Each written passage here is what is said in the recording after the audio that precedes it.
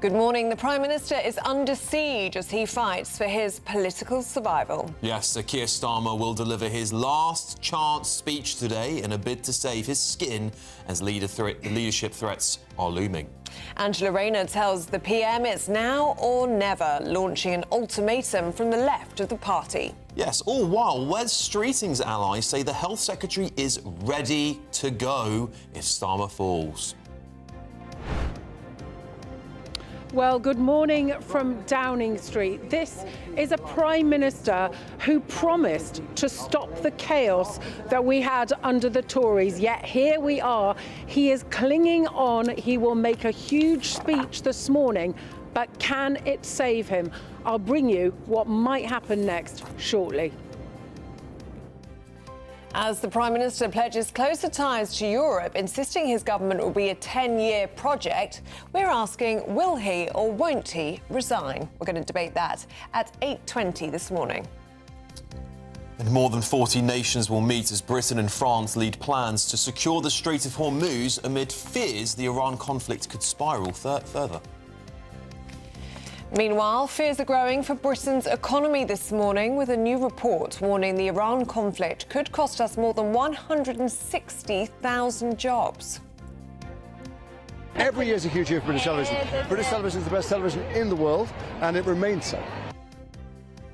And it was the best of British last night at the BAFTAs, but who dominated?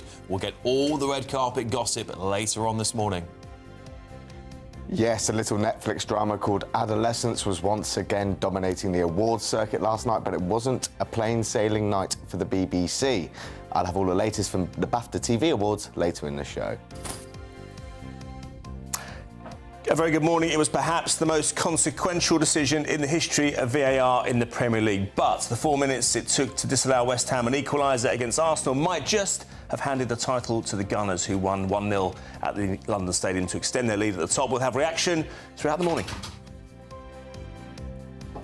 We've got a fresher and changeable week ahead with the potential for some frost. I'll have all the details coming up shortly. Good morning, it's just gone 6 o'clock. I'm Ellie Costello. And I'm Alex Armstrong, and this is GB News Breakfast.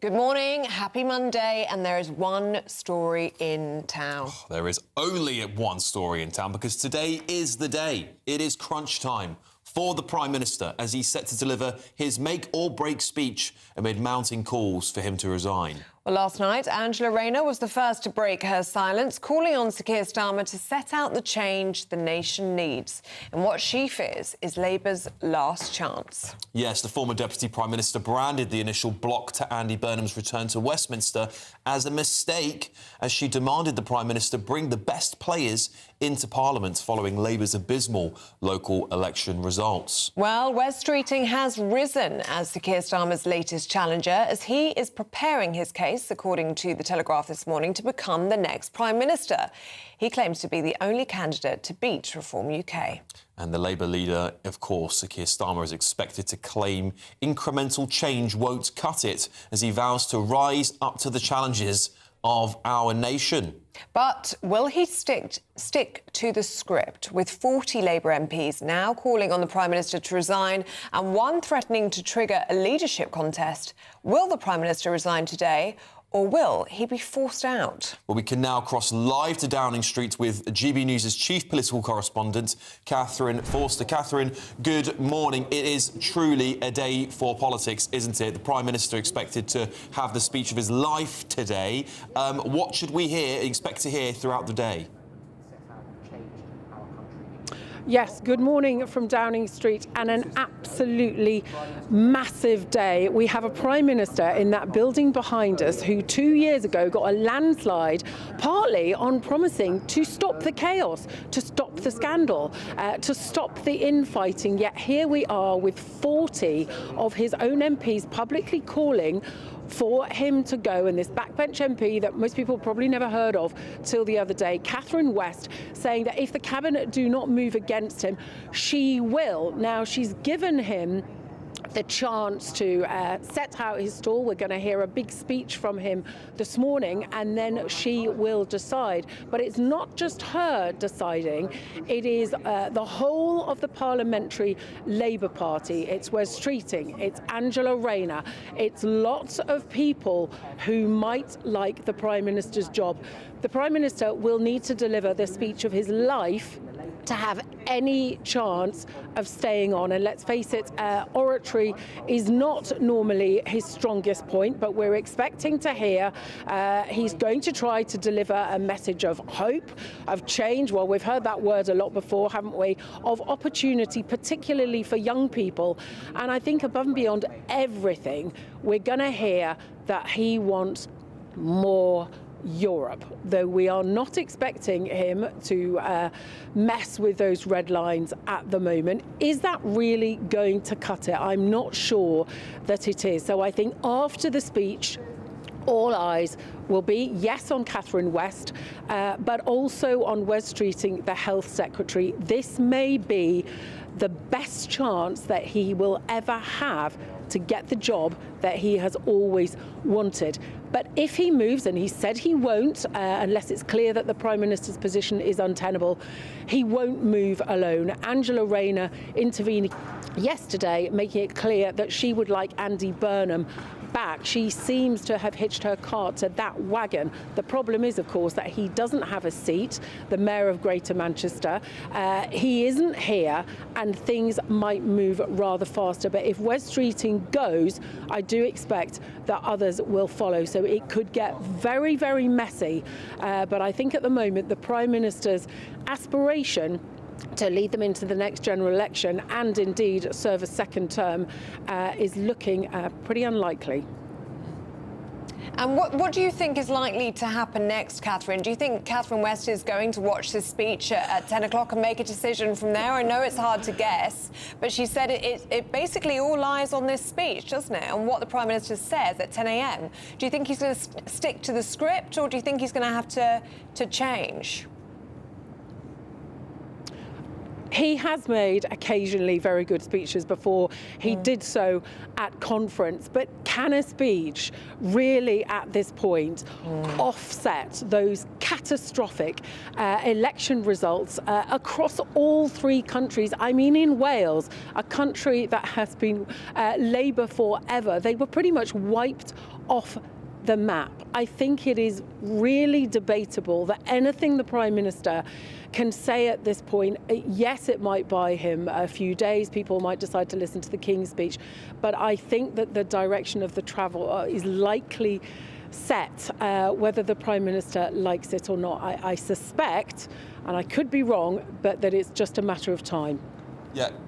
Catherine, we've seen very reputable journalists over the last 24 hours leading up to yesterday evening include Dan Hodges saying he's been told by a cabinet minister that the Prime Minister is going to resign this week and that there won't be a contest because he wants to go out with dignity and grace, seemingly. We've had Andrew Marr saying it's happening, Wes and Angela Rayner ready to go. We've had Robert Peston saying a minister claims that the Prime Minister is going to resign. This is... A lot of people will think this is hysteria again. They've heard this over and over again. The PM is going to go, but this time it certainly feels like the situation is primed for the Prime Minister to resign. Yeah. He might resign. I mean, nobody knows how he actually feels in his heart of hearts, of course, apart from him and his wife. But Prime Ministers tend to get through that door. They tend not to want to go quietly. The truth is that nobody knows. A cabinet minister told me a couple of weeks ago that the plan was to keep the PM in power for now, to get Andy Burnham back. That I still think is the favourite option among many. The problem is that Catherine West has sort of accelerated everything, and it may be that that timetable simply isn't viable anymore. But we will find out pretty soon. OK, Catherine Forster there for us in Downing Street. Thank you very much. All right. Former number 10 advisor Oscar Redrop is here in the studio with us. Oscar, I have to say, we were told there would be no psychodramas with this government. Yeah. I mean, that couldn't have been the worst prophecy ever. Now, one thing that really caught my eye last night was something I have never seen before. Wes Streeting exclusive in the Telegraph saying he's told the Prime Minister he intends to stand for Prime Minister himself. He's got a five-pillar plan, I think it was. This would be the only time Wes Streeting could possibly pull the trigger and win, because the left aren't prepared yet. Yeah, they're not prepared yet. I think Catherine West kind of putting her hand up in the air over the last 48 hours has probably helped Wes more than anyone. The person on the soft left I wouldn't rule out in all of this is potentially actually Ed Miliband. If Andy Burnham's not ready, if there is a kind of a consensus that whilst Angela Rayner has many pros and she's very well liked on the soft left, but tax and other issues, I actually wouldn't rule out someone like Ed Miliband coming more into the fore. But in terms of today, it's a very, very surreal situation where, and I remember it in Number 10 with Boris distinctly, where the harsh reality, and this is for viewers now, our Prime Minister, despite cost of living, Iran, illegal immigration, just all the issues of the day, has spent his time, this is the briefing, furiously, feverishly writing a speech over the weekend, not governing the country, not thinking about the big things that we are dealing with. And not to overshoot it, but we are a country in crisis in many ways. And they are just in survival mode now, Number 10. They have been for very weeks, for many weeks now. And the other thing, and I remember this with Boris in Number 10 when it was getting to those last few days, when the herd moves, the herd moves kind of thing, that feels like that is really creeping into play now. And then you look at hurdles, right? And with Boris, there were quite a few in terms of we need to get through the locals. Well, Keir Starmer's just done that, but has lost a lot of blood doing that. And then votes no confidence in the case of Boris. But the other thing we have here is there's the Peter Mandelson files. Yes. Second batch could be released as soon as next week. Next week, yeah. I know that I feel like people have slightly forgotten that, but that is just another hurdle that Number 10 and Starmer will be looking at, going, even if we get through this speech, even if we got through the locals just about, how do we then get through that with so little political capital? Do you predict that this could be like a deck of cards coming down from today? It all rides on this speech, doesn't it? But after that, we know Catherine West will be listening very intently to that. If she's not happy, she's going to go. If she goes, Wes Streeting will go, and then who knows what will follow? Yeah, I think so. It's a very barrister, lawyer kind of mindset to go, maybe just one more speech will save my skin here. It's very of Keir Starmer. And I think, depending on how it goes, it just feels silly. If I'm honest, that all feels very silly. What do you mean a speech? I mean, what does that mean to anyone watching this at home right now? But he is... Sorry, Ellie, go on. I was just going to say, could a speech save him? As an advisor, as a former advisor, could he say the right thing today and that buys him time? Or is it gone? It depends what the question is, and this is what the Labour Party will probably be asking itself. Do we have a comms issue? And that's what we need to sort out, or is it policy? If we don't see a lot of policy today, then we know on the comms, Keir Starmer, he is who he is, right? He's not going to change. He has given, I think, as Catherine said, he has given a good speech before at conference. We could see him buy himself a little bit more time. And I remember that kind of school of thinking with Boris as well. Can we buy a couple more days? I mean, literally at that point. And I think the best case scenario for Starmer is that he does a lot of Brexit bashing that kind of gets those softer left MPs kind of off his case for a bit. I mean, that's a whole different debate in terms of your politics on that. I think that's outrageous, but nonetheless. And it could just buy him a bit of time, Ellie. But I really do feel like that is best case scenario. Yeah, I mean, we do have a little bit of foreword on this speech, and you're right to say he's going to go big on Brexit. He will say this Labour government will be defined by rebuilding our relationship and by putting Britain at the heart of Europe, so that we are a stronger economy on trade, on defence, you name it. Which I think is astounding, given that the local elections just showed him lose Wales a heavy Brexit part of the country, and the red wall. I just cannot fathom it. Oscar, listen, we'll be back with you for more response as the hours pass by here this morning, because anything could happen at this point in Anything time. could happen. Yeah, it really could. Let us know what you think, what you predict could happen next. gbnews.com/you'll say. I think it's fascinating because Andy Burnham's camp will be saying, everybody just slow down, everybody calm down. Oh, they'd love we need that, to get Andy Burnham into position. That might not be possible now. Things may move. He doesn't have... There's no safe seat for him to go in. Look at what happened to Manchester. Just look at the new map of Manchester. We'll try and find one for you later on. It is turquoise everywhere. And where it's not turquoise, it's green. So it's for the birds, in my opinion, that Andy Burnham could be rushed into a seat. You have to find an MP willing to step down, first of all. You need to find a Labour safe seat. Labour safe seat, which doesn't exist. Frankly. The other parties would throw the kitchen sink at that seat. They really would. And you wouldn't be able to do this in the record time they have. I think this is Wes Streeting's knife to wield. I think Catherine West could do Wes Streeting a massive favour and pull the trigger today and get him that top job, because if he doesn't go this week, he is never going to get that job. Is this Wes Streeting's opportunity? Let us know what you think. gbnews.com/you'll say. Should we have a look at other stories coming into the newsroom? Yes, let's. A repatriation flight carrying British passengers evacuated from the hantavirus-hit cruise ship has landed back in the UK. The passengers will spend their first night in an isolation unit. All 22 British nationals were tested in Tenerife before boarding the plane.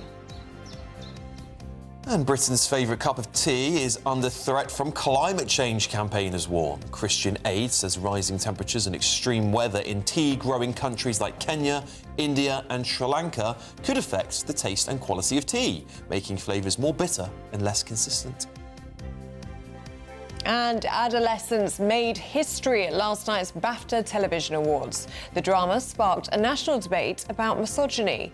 It won Best Limited Drama and Acting Awards for Stephen Graham, Christine Tramarco and 16-year-old Owen Cooper. Owen Cooper also became the youngest ever winner of the Best Supporting Actor Award.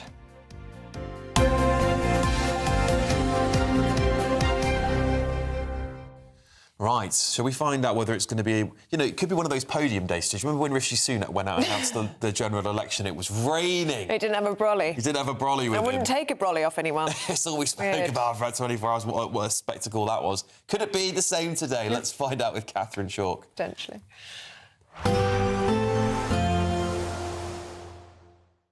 Expect warm spells with the odd rude interruption. Box Boilers sponsors the weather on GB News. Good morning. Welcome to your GB News weather update from the Met Office. Looking at the week ahead, it is going to be feeling cool for the time of year. We do have sunny spells today and then more in the way of showers as we head midweek. We have an area of low pressure out there today, though, and this cold front is bringing outbreaks of rain across Wales, the Midlands, the southeast of England, and continuing to break up as it pushes its way southwards. To the north of that, though, plenty of sunny spells across Northern Ireland, much of Scotland, Northern England, and eventually into Wales. It is feeling cool, though, for the time of year, and with this northerly wind along eastern coast, it's going to be feeling particularly cool here. Through Monday evening, then, we actually hold on to a good deal of sunshine initially across much of Scotland, so a fine end to the day here. But to the west, we'll start to see the next weather system approaching, bringing some outbreaks of rain across the far west of Scotland. Across Northern Ireland, some late evening sunshine, and that persists across much of southern Scotland into northern England, Wales and the south. Still some showery outbreaks of rain still possible across the southern parts of England. So through Monday evening, we have the next weather front approaching across Scotland and Northern Ireland. So cloud thickening here, some showery outbreaks of rain. Ahead of that, though, we hold on to the clearest skies across the southwest of England into East Anglia and the southeast. So here it's going to be another chilly night to come. Temperatures falling away. We could see a touch of frost, but milder now across Scotland and Northern Ireland as we start Tuesday morning, given the amount of cloud cover. So a bright but chilly start across the southeast. That cloud will start building as we head into the afternoon with showery outbreaks of rain again across Wales and the Midlands. Behind that, it is a case of sunny spells and frequent showers, but for all of us, still rather cool, but hopefully in the sunshine up to 17 degrees. Expect warm spells with the odd rude interruption. Boxed boilers sponsors the weather on GB News. Now, do stay with us, still to come. Don't go anywhere at 10 o'clock today. You need to be glued to GB News because Sir Keir Starmer is going to deliver his last chance speech today, we should say, in a bid to save his skin as leadership threats loom. Yes, but first, 160,000 British jobs were at risk, are at risk indeed, as the Iran war continues. What does it mean for Britain's economy? How bad is it? Find out next.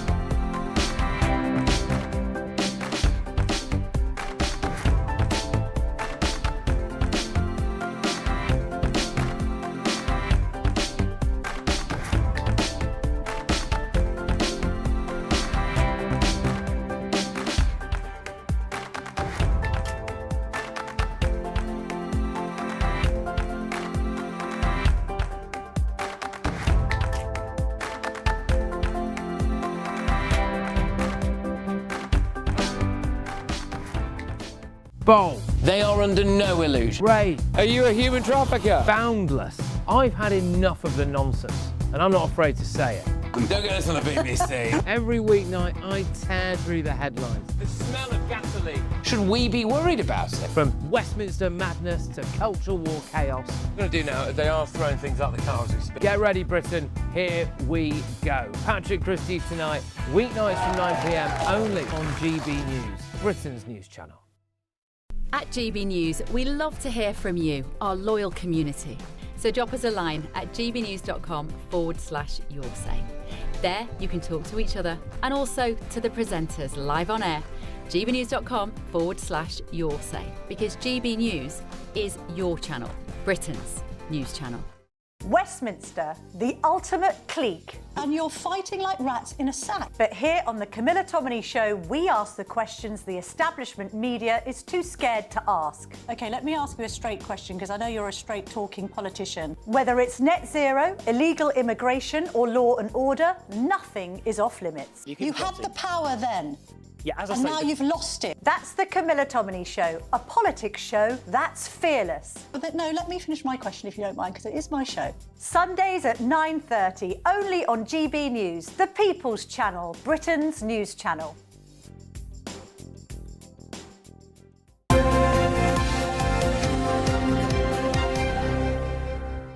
Welcome back to Breakfast. It's 23 minutes past 6. Now, the economic fallout from the Iran war is hitting home, with a new report warning that Britain could lose more than 160,000 jobs this year. Yes, experts say lower income areas like South Wales and the Humber could be hit hardest as rising energy costs and supply chain problems put pressure on manufacturing and construction. So, is Britain facing another major economic shock? And will ordinary workers once again pay the price for instability overseas? Economist Vicky Price joins us now. Good morning, Vicky. Thanks for joining us to talk about this. This Iran war, we've heard the President of the United States say many times there's a ceasefire, it's going to stop, there's going to be a deal. It doesn't look like that's going to happen. And we seem very unprepared for the economic shock of a long-term war in the Strait of Hormuz. How bad could it get?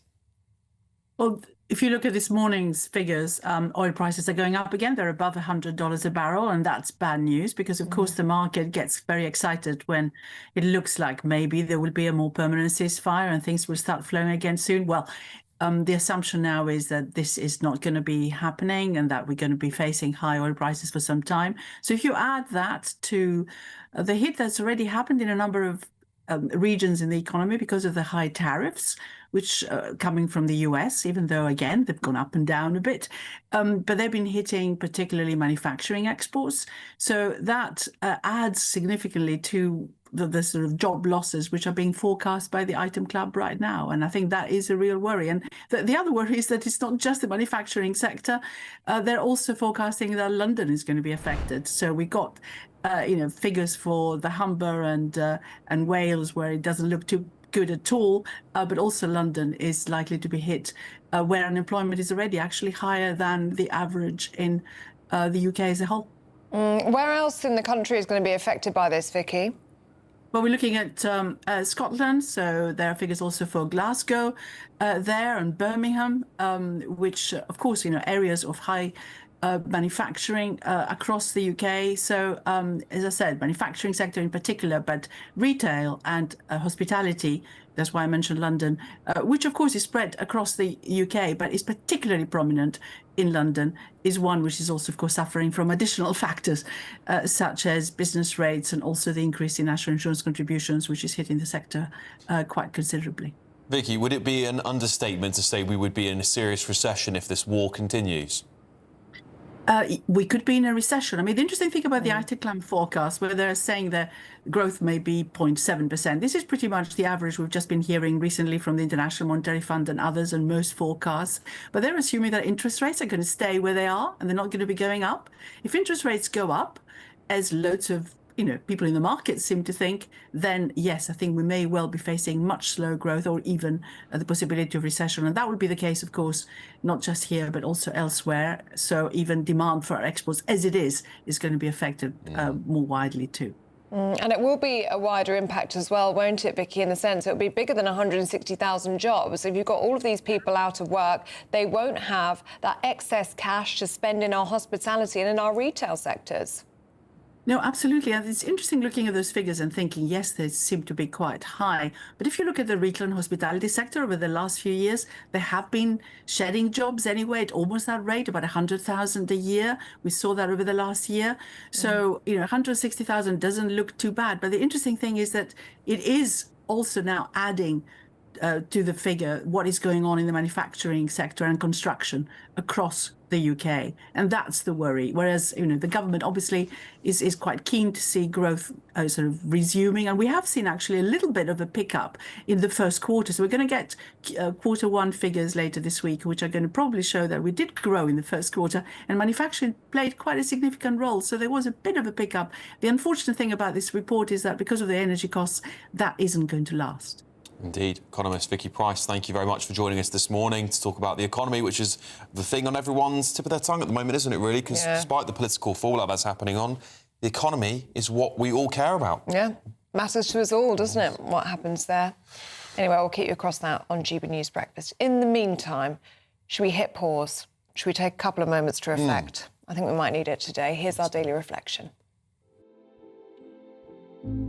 The GB News Daily Reflection. Welcome to the Anglican parish of St Andrews, Wimbledon, where I serve as vicar. If you're familiar with the events of Easter, people will know Good Friday is when Jesus Christ died on the cross. Easter Sunday, he rose again.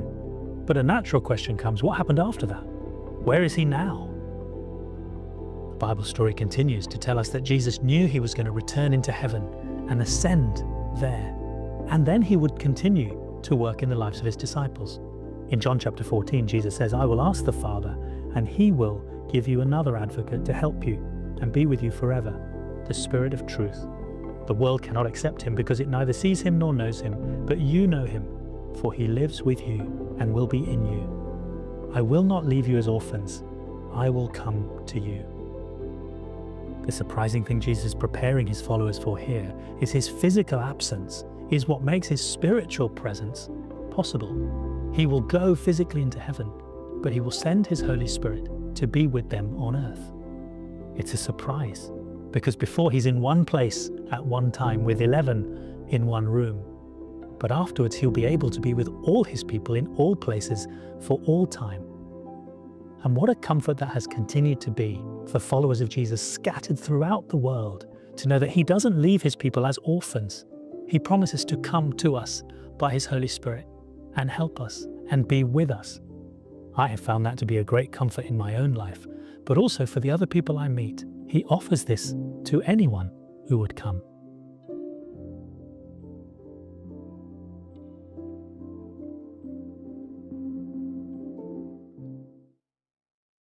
An important day to reflect, isn't it? There's so much change in Britain that I think sometimes it's good to go back to our religious roots and just to get away from it all, get away from the madness. A strong Christian message on this Monday morning. It's a good way to start the week, isn't it? It is, it is.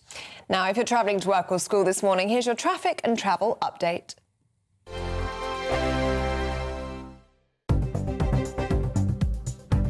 This is the latest AI travel news from gbnews.com. Expect disruptions. In Kirklees, the M62 eastbound exit at junction 26 has lane closures for barrier repairs. The M65 eastbound exit at junction 5 in Blackburn with Darwen is entirely closed for repairs. In Leicestershire, one lane is closed on the M1 northbound at junction 20 for roadworks. In Solihull, 2 lanes are blocked on the M42 northbound between junctions 5A and 6 for maintenance. In Warwickshire, M40 northbound has 2 lanes shut between junctions 10 and 12. For more travel news, go to gbnews.com.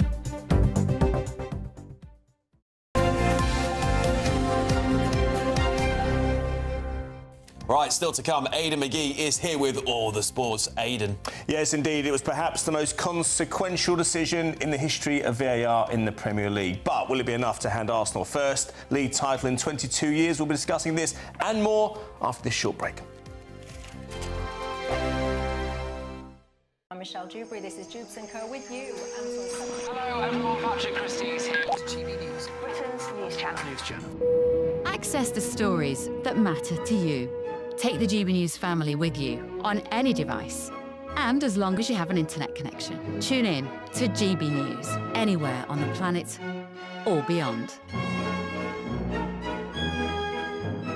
GB News, the People's Channel, Britain's news channel.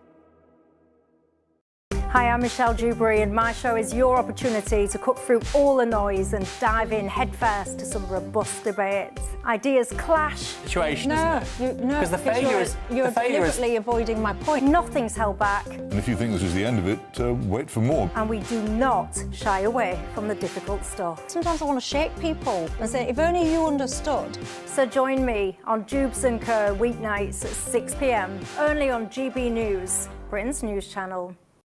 Westminster's full of talk, but out here, it's the real world. Am I allowed to talk now? No, that's it. This is where it matters, real people and real lives.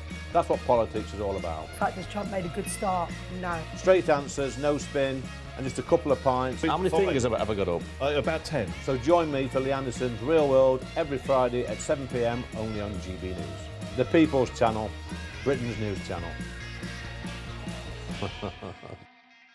As soon as it hits 11 and the headlines come in, Late Edition brings you the breaking news from all the front pages. because the news is going to happen. So get a head start today. Patrick Christie's tonight, Late Edition. Alex Armstrong tonight, Late Edition. From 11 o'clock every night. Only on GB News, the People's Channel, Britain's news channel. From the school run to the home run, watch a new show for all of Britain. He can say whatever he wants. A straight talking show where all voices are heard. And, you know, when are we going to stop talking about smashing the gangs and actually do it? With the stories that matter from every part of our country. There's a bit of a crash landing there for your Chancellor. Bold, fearless and standing up for you. That's me, Martin Daubney, 3 p.m. till 6 p.m, weekdays, here only on GB News. The People's Channel, Britain's news channel. Do you trust what you're being told? Good, because neither do I. Those are just facts. I'm Alex Armstrong, and on my show, we'll expose the spin. Well, I want to answer that because you didn't let me last time, because you always speak over me. The broken promises. To deny that is denying the truth. And the hypocrisy. Needs to stop. You think we can allow? Politics, policy, parliament. Nothing is off limits. No sugarcoating, no fear of offence, just the truth. laid bare. Tune in every Saturday and Sunday at 9 p.m. for Alex Armstrong Tonight, only on GB News, Britain's news channel.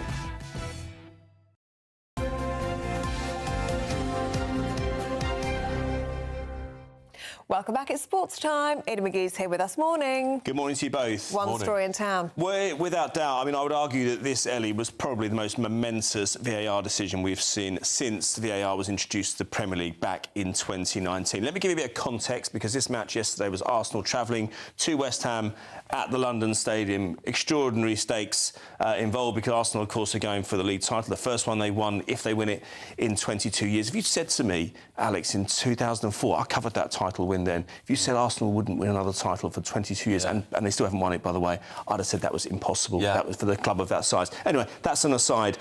They took the lead, Arsenal, at West Ham with 9 minutes to go. Leandro Trossard scored the goal.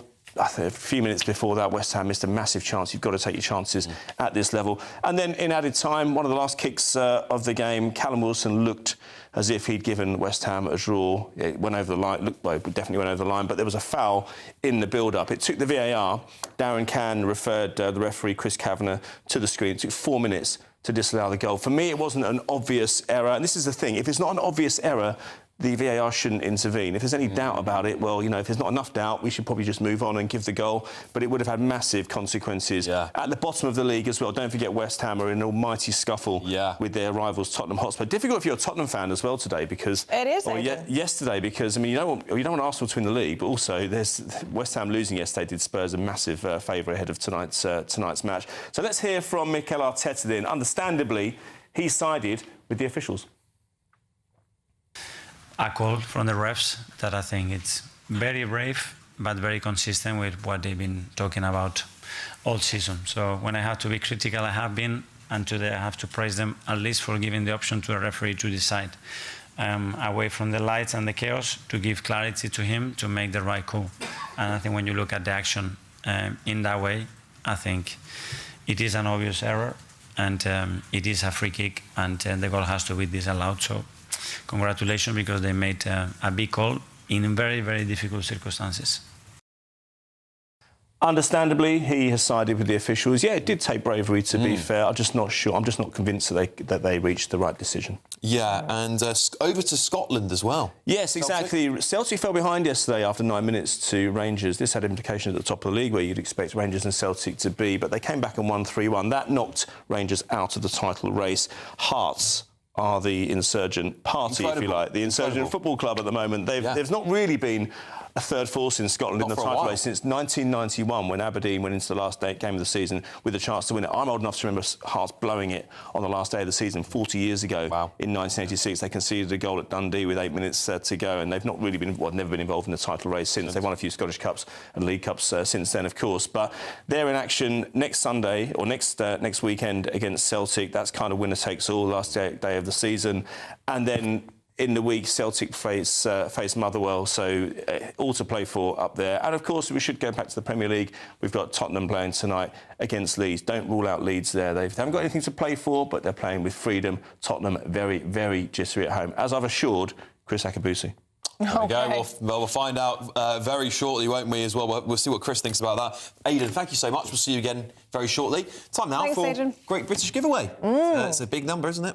Yes, it's countdown to summer. It's countdown to summer. £76,543.21, precisely in tax-free cash. Yeah, anything you like, you can spend that on. Here's all the details.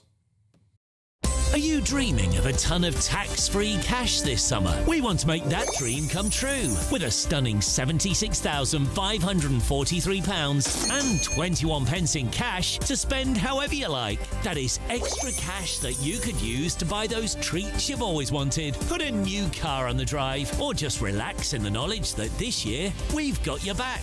£76,543 and 21 pence is an incredible amount of money, and it could be be all yours. For a chance to win £76,543.21 in tax-free cash, text cash to 63225. One entry costs £2.50 plus one standard network rate message. Or text bonus to 63225. 5 entries cost £5 plus one standard network rate message. Go to gbnews.com/win. Entries start at £2.50. Call 0903 686 3232. Calls cost £2.50 plus your network access charge. Or post your name and number to GB21 PO Box 8690 Derby DE1 9TT. UK only. Entrance must be 18 or over. Lines close at 4 p.m. on the 26th of June. This is a network giveaway. Entries will be pooled. Please check the closing time if listening or watching on demand. Good luck. All right, good luck. Yeah, it's a great prize. Really is. We can't win it, unfortunately, but you can. And now, do stay with us. Still to come, we're going to speak to the government next as the Prime Minister makes a speech today as he desperately tries to save his premiership. And we'll get into all of that with Chris Akabusi and Tali Fraser. But first, here's the forecast from our top European destinations.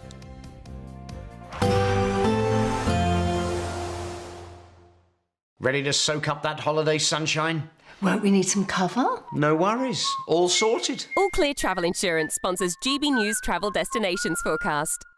Hello.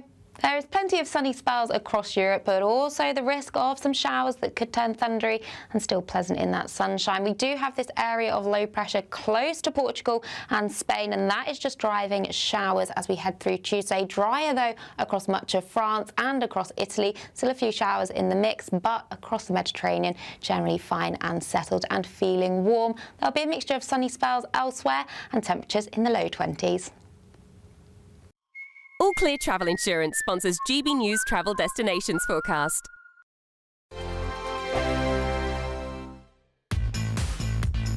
5 hosts, 5 opinions, 5 fearless debates, 5 unfiltered takes on the day's news. 5 reasons not to be anywhere else on Saturday night.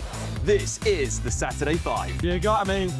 You got me good there. Britain's biggest Saturday night TV show. It's not a bad brand. Yeah. Uncensored. Very, very racy tonight. On the unpredictable. What does she say? Can you translate it for us? And always entertaining. And how can a country go from being led by William Wallace to Saturday nights from 6 p.m. only on GB News, the People's Channel. Britain's news channel. You're going to want to stay tuned, trust me.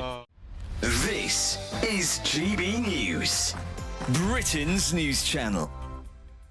About 15 years ago, when we really wanted to grow the women's game, we were keen to get the men's professional clubs to endorse having a woman's arm, which was great, and it worked. The problem we have now is we are still playing second fiddle and we're piggybacking on the man's game. We can't arrange our own sponsorship deals because they might interfere with those of the main club. We take second-rate time on the timing of the games because obviously the men's game gets first refusal. And let's not forget, when you get Manchester City or Arsenal and the big clubs playing at the main stadiums, they fill those stadiums. So it is time now that we got our own identity. All right, Peter, I'll hand it over to you. What do you make of it all? I think it's a feminist money pit with own goal written all over it. As you pointed out in the intro, this stadium's going to cost Brighton £80 million to build. Yet women's football doesn't even break even, let alone make a profit. So where is the money coming from? The male players are having to subsidise it. It's going to be a nightmare financially, but also in terms of consumer demand, there is none. If you look at the average attendance of Brighton women's team at the Super League, the average attendance per game was around 2,300 in a 6,000 capacity venue. So why on earth are they trying to build a venue that's going to see 10,000 people? This is wishful thinking, bordering on delusion. Yeah, Janie, is it a feminist money pit? Is that what this is? Absolutely not. You said earlier, Alex, about equality. This is equality at its best. GB News, the People's Channel. Britain deserves a newsroom that puts the facts and your voice first. Well, and that's what you get on GB News. Lively debates, lively conversation. And we're not afraid to hold power to account. And each other. So join me, Andrew Pearce. And me, Miriam Cates, for Britain's Newsroom, weekdays from 9:30 on GB News.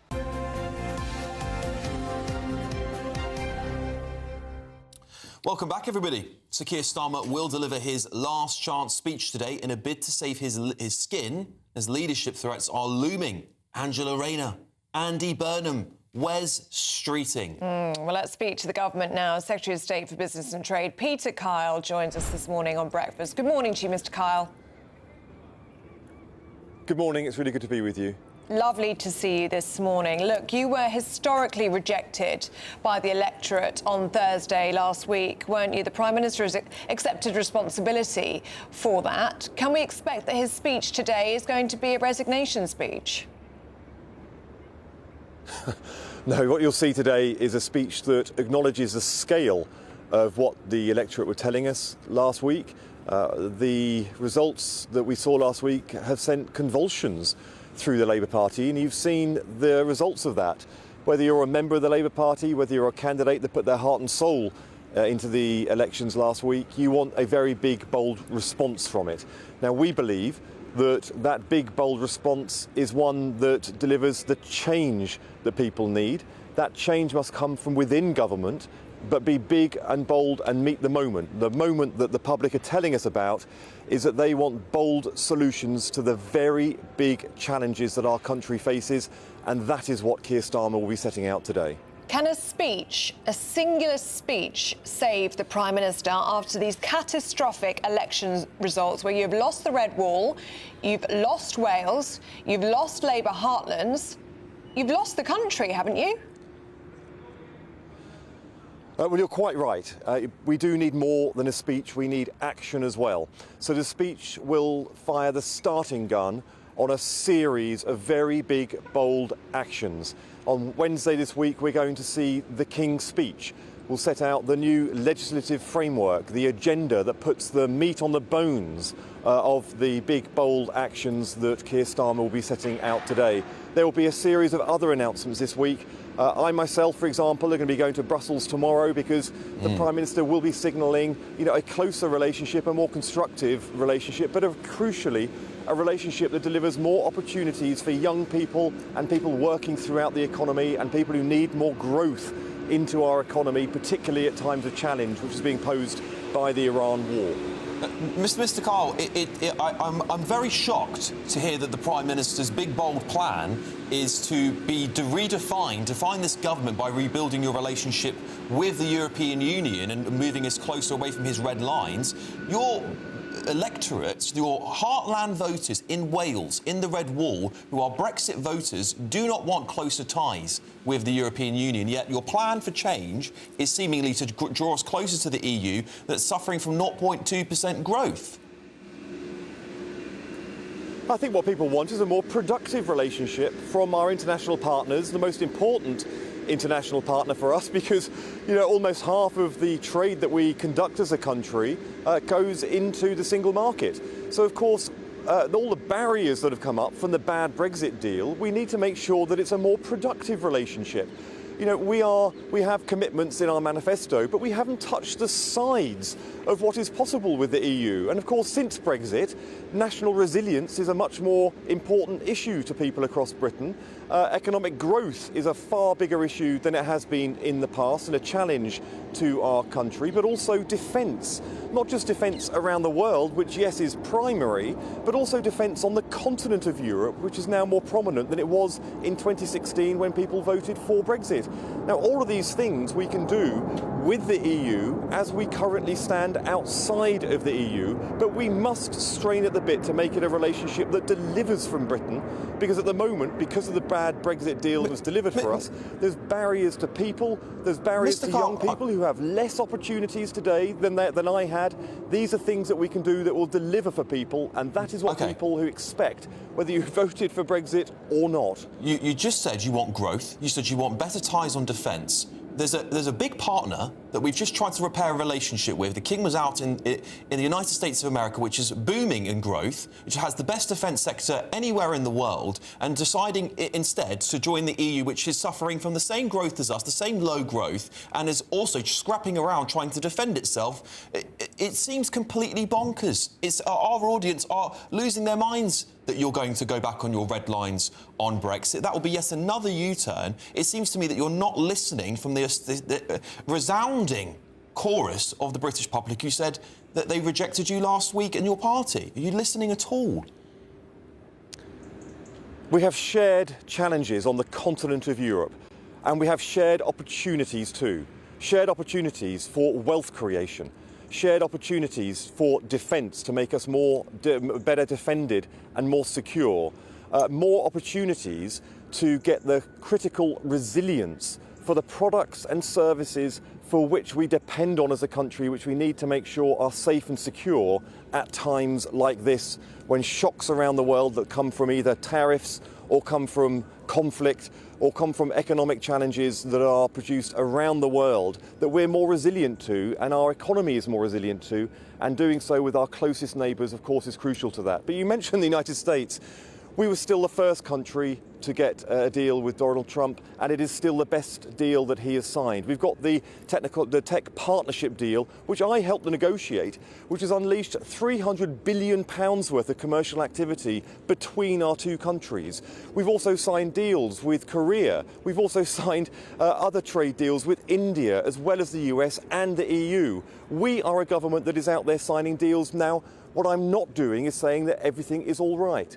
What I'm saying is that in order to deliver the scale of change that people need, particularly when it comes to economic growth and the benefits of economic growth, we need to double down, we need to show more focus, and we need to show that it benefits families around the country, and that if you're old or young, you feel like the optimism is there, that you will have a better future, be able to do new things, better things into the future than you currently do today. That optimism has been drained from our country over the last decade. We've got to bring it back. OK.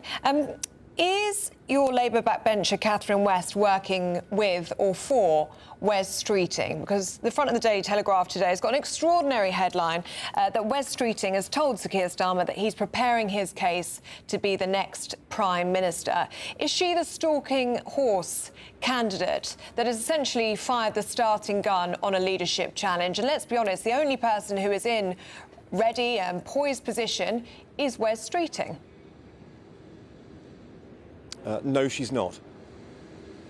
And what about Wes Streeting? Would he be a good Prime Minister? Front page of the Telegraph here saying he's the only one that can keep Farage out of number 10 after Labour held Redbridge last week. And also that he's doing really well with the NHS. I think it's 60% of meeting his target for 65% of patients to be seen within 18 weeks. So he's doing well on his brief and he's held on to Redbridge. Would he make a good Prime Minister?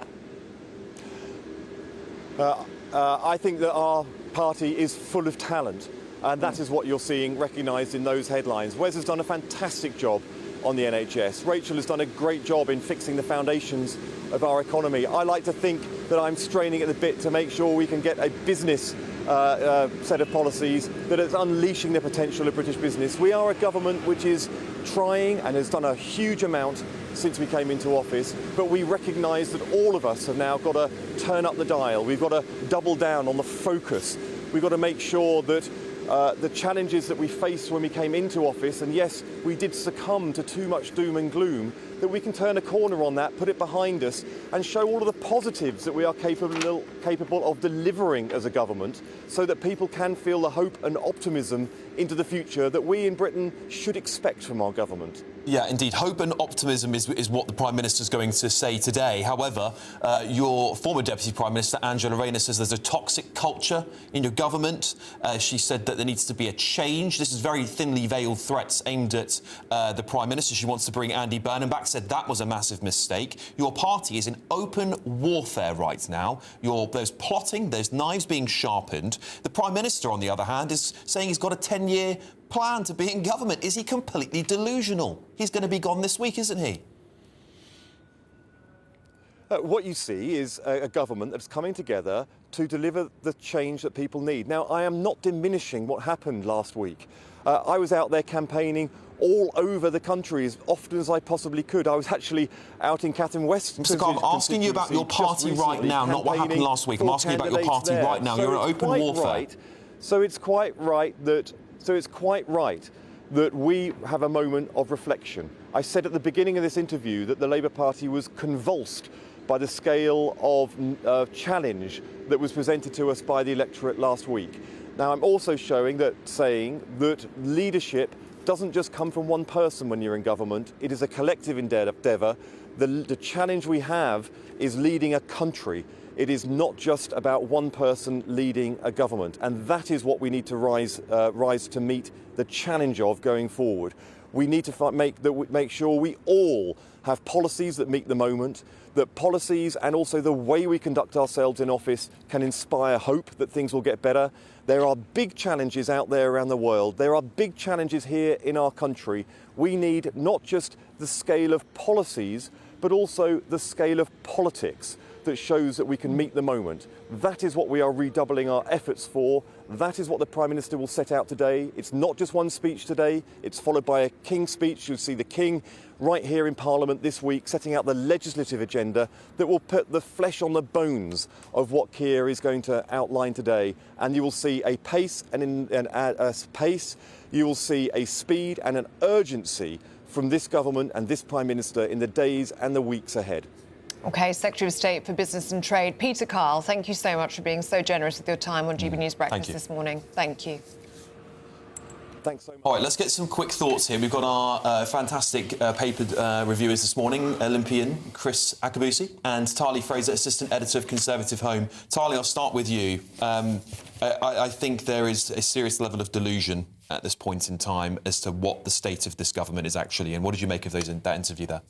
Yeah, I mean, it's going to be a pretty dramatic 24 hours for Labour and the government that Peter Kyle serves in. Like you said, there is a degree of delusion. So more than 40 Labour MPs have already publicly come out saying that the Prime Minister should set out how he's going to step down. And the answer to this, according to Keir Starmer, is to come out and do a speech on a Brexit reset. Is that really the way? Does that meet the moment? Does that meet the moment? Is that the way to deal with these historic local elections where they've lost Labour heartlands who voted for Brexit? Bonkers. Do they genuinely believe that is the best way to deal with it? Or is this the only way that Keir Starmer is going to have any real legacy as a Prime Minister by doing something around a reset with the European Union? Chris, can the speech save the Prime Minister, do you think? He's not a very good speaker. So no, the speech itself won't do anything, but I think you can see that from Peter Kyle there that they're moving away from Starmer. The emphasis was actually on the party and the government, and I suspect that over a year or so there will be a managed decline and he'll be off. Well, look, there's so much to dissect from these interviews this morning. It is going to be absolute box office. Stay with us. We'll give you more analysis ahead of that big speech, that last chance speech, very shortly.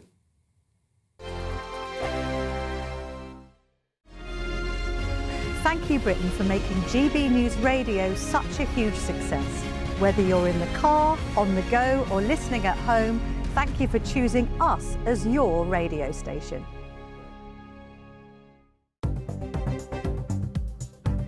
This is the latest AI travel news from gbnews.com.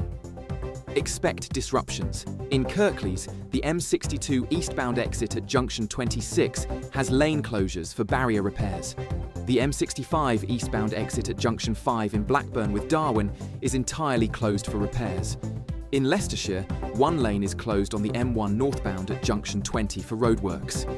In Solihull, two lanes are blocked on the M42 northbound between junctions 5A and 6 for maintenance. In Warwickshire, M40 northbound has two lanes shut between junctions 10 and 12. For more travel news, go to gbnews.com. Are you dreaming of a ton of tax-free cash this summer? We want to make that dream come true with a stunning £76,543 and 21 pence in cash to spend however you like. Put a new car on the drive or just relax in the knowledge that this year we've got your back. For a chance to win, text cash to 63225. One entry costs £2.50 plus one standard network rate message. Or text bonus to 63225. 5 entries cost £5 plus one Standard network rate message. Go to gbnews.com/win. Entries start at £2.50. Call 0903 686 3232. Calls cost £2.50 plus your network access charge. Or post your name and number to GB21 PO Box 8690 Derby DE1 9TT. UK only. Entrance must be 18 or over. Lines close at 4 p.m. on the 26th of June. This is a network giveaway. Entries will be pulled. Please check the closing time if listening or watching on demand. Good luck. You want to know what's really going on in the corridors of power? Labour don't know what to do with you half the time, and that makes you quite lethal in the chamber. Get behind the headlines with Chopper's Political Podcast. Join me, Christopher Hope, as I sit down with the great and the good of British politics. We'll see where this ruling takes us. These are the stories shaping our nation. Chopper's Political Podcast, available now on all platforms. Listen in and stay ahead. Westminster's full of talk, but out here, it's the real world. Am I allowed to talk then? No, that's it. This is where it matters, real people and real lives. That's what politics is all about. The fact is Trump made a good start. No. Straight answers, no spin, and just a couple of pints. How many fingers have I got up? About 10. So join me for Lee Anderson's Real World every Friday at 7 p.m, only on GB News. The People's Channel, Britain's news channel.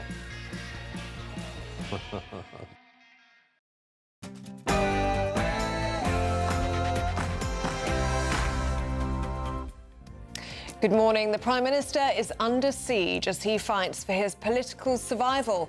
But the government has come out in defence. Yes, the Prime Minister, Sir Keir Starmer, will deliver his last chance speech today in a bid to save his skin as leadership threats loom.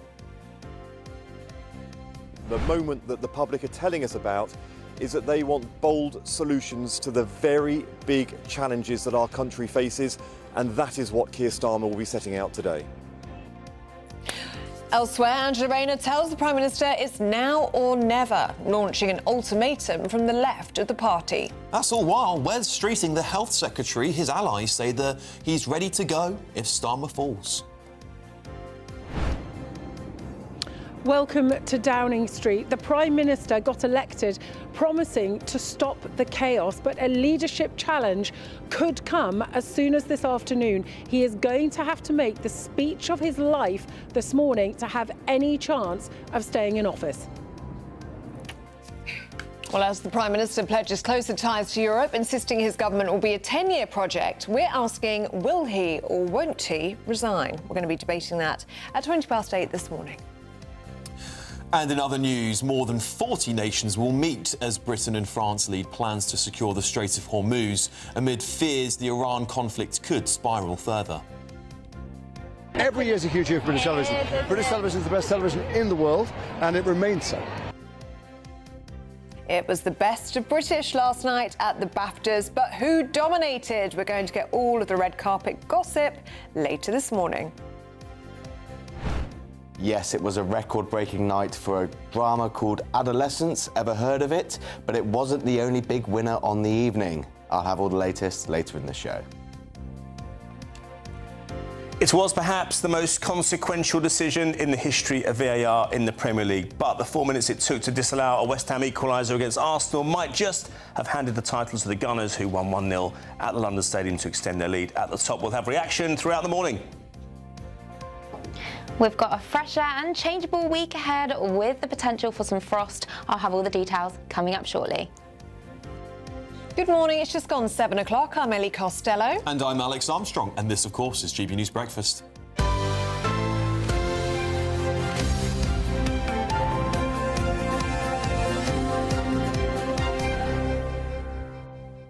Today is the day, isn't it? Crunch time for the Prime Minister as he is set to deliver his make-or-break speech amid mounting calls to resign. Last night, the former Deputy Prime Minister, Angela Rayner, was the first to break her silence, calling on the Prime Minister to set out the change the nation needs in what she fears is Labour's last chance. Well, she branded the initial block to Andy Burnham's return to Westminster as a mistake, as she demanded the Prime Minister brings the best players into Parliament following Labour's abysmal local election results. Well, Wes Streeting, the Health Secretary, has risen as Sir Keir Starmer's latest challenger as he prepares his case to become the next PM, claiming to be the only candidate to be able to beat Reform UK. Well, the Prime Minister is expected to claim that incremental change won't cut it in his speech today, as he vows to rise up to the challenges that our nation faces. But can he stick to the script today? Well, let's cross live to Downing Street now, where GB News' chief political correspondent, indeed, Catherine Forster, is joining us. Catherine, a monumental day. A monumental day, to say the least. The Prime Minister's job is well and truly on the line. What should we expect throughout the day? Yes, a monumental day, as you say, and good morning from Downing Street. It does feel quite incredible, doesn't it? Because less than 2 years ago, the Labour Party was campaigning with a promise to stop the chaos, to stop the sleaze, to stop the infighting that we'd endured under the Tories. Yet here we are with a Prime Minister clinging on to his premiership. And for how long? He's got to deliver the speech of his life this morning. We're hearing that he's going to try to give a message of hope, of opportunity, especially for young people, also a message of more Europe. But is more Europe really the best message when swathes of Labour's former base have gone over to reform? And we know too that the Prime Minister is not the most gifted orator, though occasionally he gives a great speech. After that, Catherine West, who's this backbench MP you probably never heard of till a day or two ago, is going to decide whether or not to mount a leadership challenge. After the speech, all bets, frankly, are off on what happens next. There could be a leadership challenge. Wes Streeting, the Health Secretary, this may be his best chance ever to get the job that he has always wanted. Because if this happens now, Andy Burnham, the Mayor of Greater Manchester, who some Cabinet Ministers have told me is their preferred option, and they'd like this all to go on for a few months. Perhaps the Prime Minister might set out a timetable for leaving later in the year. Or if this all kicks off now, Andy Burnham is totally out of the picture. If Wes Streeting goes, he won't be alone because he's from the right of the party. There's plenty of people do not want Wes Streeting to be PM. Angela Rayner might throw her hat in the ring. Of course, she had to resign as Deputy PM over the 40,000 of unpaid stamp duty. She intervened yesterday saying what we are doing isn't working and it needs to change. This may be our last chance. She also said that blocking Andy Burnham was a mistake. But if Wes Streeting moves now or in the coming days, he will not be the only one. So this could get very messy very, very quickly. It's going to be a big day. We will bring you every twist and turn. Yeah, we certainly will, Catherine. Do you think the Prime Minister knows, as it's being mooted on the front of the papers this morning, that this is a speech to save his political skin, to save his political life? Do you think he is aware of that? Or do you really, truly think he believes that he's got 10 years in 10 Downing Street behind you? Because that's what he's saying publicly. Well, that is what he's saying publicly. I thought it was really quite surreal reading that interview that he gave in The Observer yesterday, saying that, yes, he'd lead them into the next election. Of course he's going to say that, but also through a second term, because looking at the polls, if there was a general election tomorrow, Labour would be out. OK, Reform wouldn't win a majority based on what happened the other day, but Labour would be out of office. So it's very hard to know. He is remarkably ruthless. He seems to be pretty stubborn. Prime Ministers tend not to want to go when they are in here, but it feels in a way like he's existing in some sort of parallel universe where he thinks that he can go on and that he can recover this. But isn't the definition of madness, as someone once said, doing the same thing over and over and expecting a different result? So whatever he says this morning, will it shift the dial enough? I wouldn't bet on it.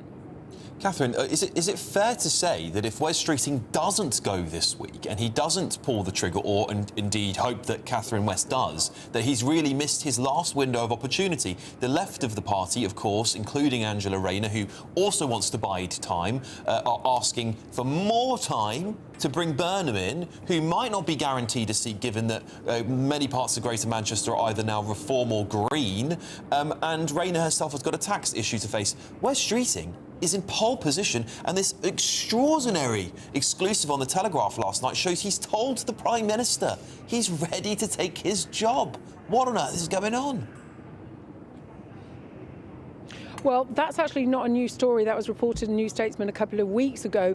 Our understanding is that Wes Streeting hasn't spoken to the Prime Minister in recent days, but clearly he has made it clear that he's got the numbers and he's ready if the Prime Minister does fall. I think this is absolutely Wes Streeting's best shot because of Andy Burnham. Andy Burnham is still the favourite option among many MPs horrified by Catherine West's intervention because they feel they need to get Andy Burnham back. He's the only person that the polls suggest they would do better with as leader. Why would you get rid of an unpopular Prime Minister to put in somebody else who would be even more unpopular? But of course, we know that politicians have big egos. And of course, we don't know that there is any seat in the country at this point that Andy Burnham can win. OK, Catherine Forster there for us in Downing Street. Thank you so much. All right, we've got Oscar Redrup, former number 10 advisor, who's been here all before himself, haven't you, Oscar? Getting a bit of PTSD watching all this, I have to say. I do. This must feel like the days of Boris's final hours and days. Interesting, the Prime Minister talks about his 10-year plan to stay in office. Boris said something similar, if I remember correctly. Yeah, 3 terms, I think. That's right, right before he went as well, before the Cabinet started resigning en masse. Famous last words. Famous last words. I think Liz Truss said something similar, I'm not going anywhere, and then she was gone too. So this seems to me like he's lining himself up perfectly for a resignation this week. Is it fair to say that the Prime Minister is still in a strong position, given that Wes Streeting is the only real contender available to go? He's still a Starmer ally, and that Rayner and Burnham are not, or seemingly telling their parliamentary colleagues, please don't pull the trigger. There's a real civil war happening behind the scenes. There is. I think the difference as well is that the Labour Party do not know how to remove leaders in the same efficient way that the Tories do. They do it almost as a blood sport in many ways. But look, I think there are around 40 MPs now who have, in some way or another, indicated the Prime Minister should go, set a timetable for his departure, which, if I'm honest, I find utterly insane and embarrassing. You know, like, these guys, Labour, you are not in power that often. If you do not think he's the right person for the job, then act. It's like, what do you mean set a timetable for it? This is ridiculous. Like, the country can't wait around. You as a party shouldn't wait around for it. And Catherine used a really interesting word there to describe Starmer, that there is a ruthlessness to him. Not in how he leads. He's quite a, I would say, very indecisive, and that's why he's in the situation he's in as a leader. But he is ruthless in his own self-preservation. So sometimes I think he's like those old Nokia phones. You know, like you throw it against a wall 100 times and it just actually doesn't quite seem to break. So in some ways I wouldn't rule out him buying himself a bit more time here. But if we zoom out a little bit, you know, there has been, and I'm trying to remain as, you know, because I remember the job that happened with the moralising and that kind of white than white, shinier, you know, than shiny way that he took down Boris. That kind of moral superiority that he led by. I'm sorry, Keir Starmer has chucked every single person possible he could under the bus over the last few, you know, months. And I think ultimately he's now run out of road. So yeah, he can get up there, he can do a lovely speech that bashes the EU, and once again, I mean, I'm sorry, if you've been in politics for 11 years and Prime Minister for 2 years, and you're still having to tell people what your values are, you know, something's gone wrong there. Yeah, totally. It really, really has. And actually it would say that you don't have any values, because if you're constantly having to reinvent them, you know, what purpose is that? And just very, very lastly, we make these comparisons between Boris and Starmer. And this is the question that I think MPs will be asking themselves, Labour MPs. Boris, like him or loathe him, right? He could bang his fist on the table towards the end and say, I achieved the fastest rolled out vaccine in the world, pretty much. I got Brexit done. Again, remove your politics from it, whether you like that or not. And really, really crucially, I led from the front on Ukraine. What can Keir Starmer in 2 years bang his fist on the table and say he's done? Which is maybe why he's forcing this Brexit speech today. Can we, just before we let you go, can we focus on Catherine West and this fascinating situation we find ourselves in? This stalking horse candidate, as the media is putting it. So essentially, she could fire the starting gun to down a leadership challenge, giving way for Wes Streeting, who is the only, as Alex was saying there, he's in pole position, isn't he, to vie for the leadership. Yeah, well, she's maintaining that she's completely acting alone here, and there is no.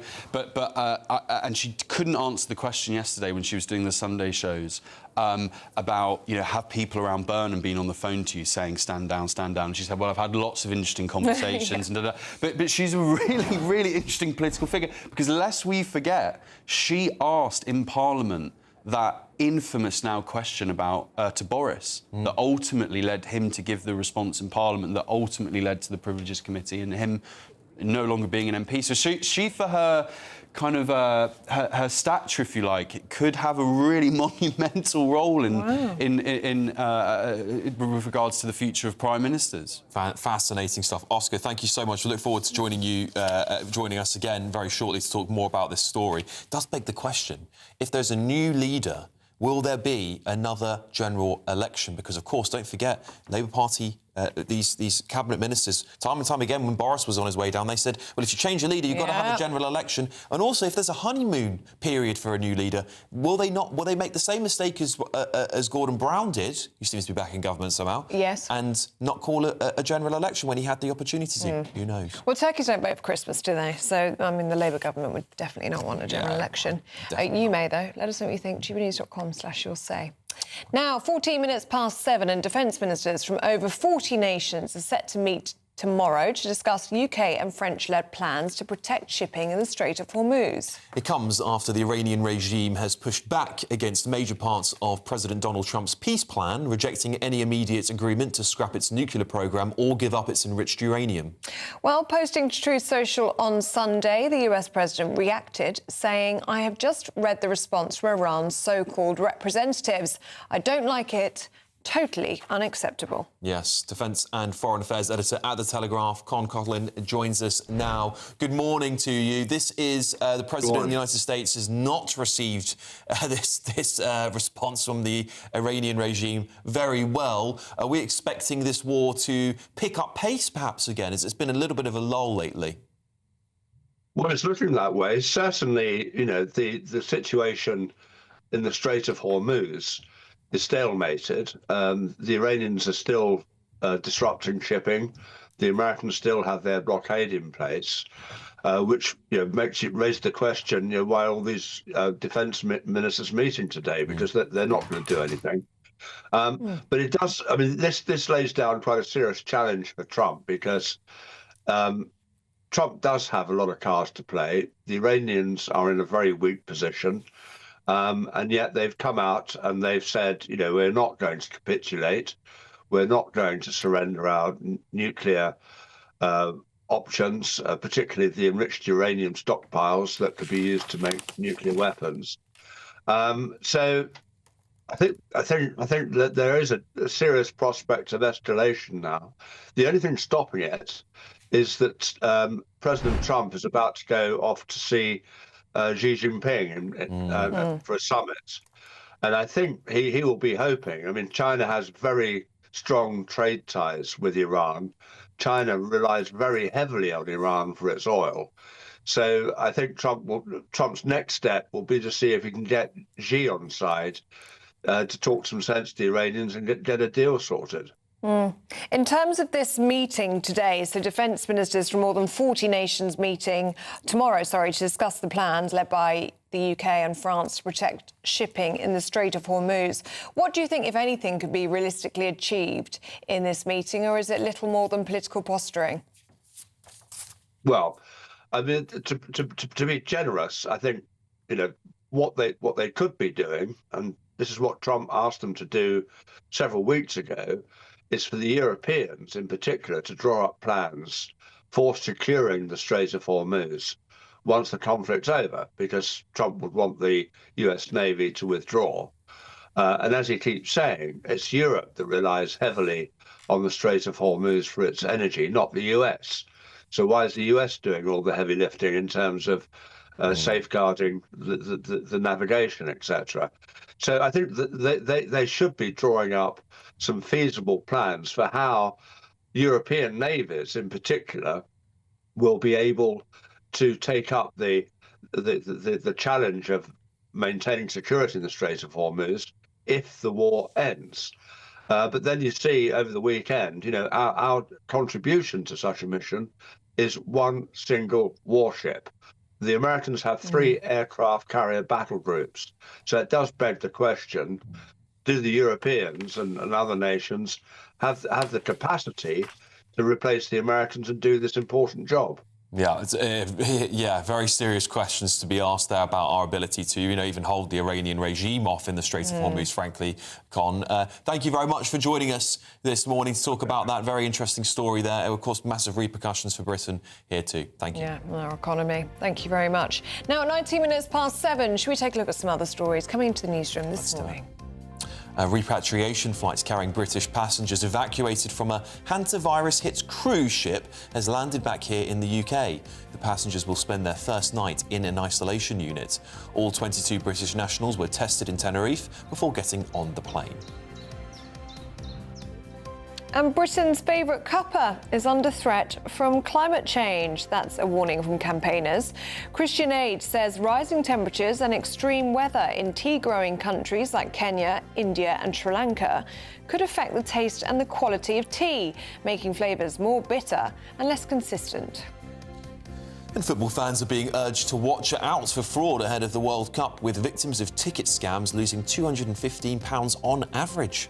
Research by Lloyds suggests football ticket scams increased 36% during the current Premier League season.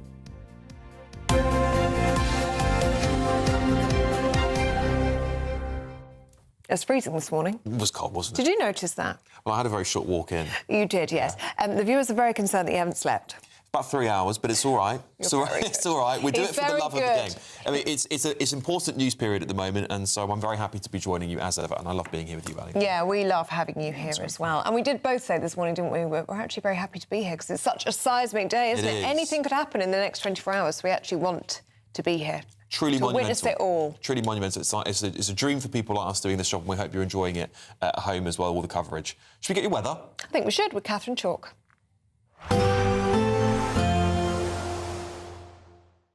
Expect warm spells with the odd rude interruption. Box Boilers sponsors the weather on GB News. Good morning. Welcome to your GB News weather update from the Met Office. Looking at the week ahead, it is going to be feeling cool for the time of year. We do have sunny spells today and then more in the way of showers as we head midweek. We have an area of low pressure out there today, though, and this cold front is bringing outbreaks of rain across Wales, the Midlands, the southeast of England, and continuing to break up as it pushes its way southwards. To the north of that, though, plenty of sunny spells across Northern Ireland, much of Scotland, Northern England, and eventually into Wales. It is feeling cool, though, for the time of year, and with this northerly wind along eastern coast, it's going to be feeling particularly cool here. Through Monday evening, then, we actually hold on to a good deal of sunshine initially across much of Scotland, so a fine end to the day here. But to the west, we'll start to see the next weather system approaching, bring some outbreaks of rain across the far west of Scotland. Across Northern Ireland, some late evening sunshine, and that persists across much of southern Scotland into northern England, Wales and the south. Still some showery outbreaks of rain still possible across the southern parts of England. So through Monday evening, we have the next weather front approaching across Scotland and Northern Ireland. So cloud thickening here, some showery outbreaks of rain. Ahead of that, though, we hold on to the clearest skies across the southwest of England into East Anglia and the southeast. So here is going to be another chilly night to come. Temperatures falling away. We could see a touch of frost, but milder now across Scotland and Northern Ireland as we start Tuesday morning, given the amount of cloud cover. So a bright but chilly start across the southeast. That cloud will start building as we head into the afternoon, with showery outbreaks of rain again across Wales and the Midlands. Behind that, it is a case of sunny spells and frequent showers, but for all of us, still rather cool, but hopefully in the sunshine, up to 17 degrees. Expect warm spells with the odd rude interruption. Boxed Boilers sponsors the weather on GB News. All right, look, coming up on the show, of course, we're going to be giving you all the latest analysis from Keir Starmer's monumental day. It's literally make or break for the Prime Minister, and he's going to be delivering his last chance speech in bid to save his skin as a leadership threat looms. Every year is a huge year for British television. British television is the best television in the world, and it remains so. Up next, it was the best of British last night at the BAFTAs. We're going to get all the details next on GB News Breakfast.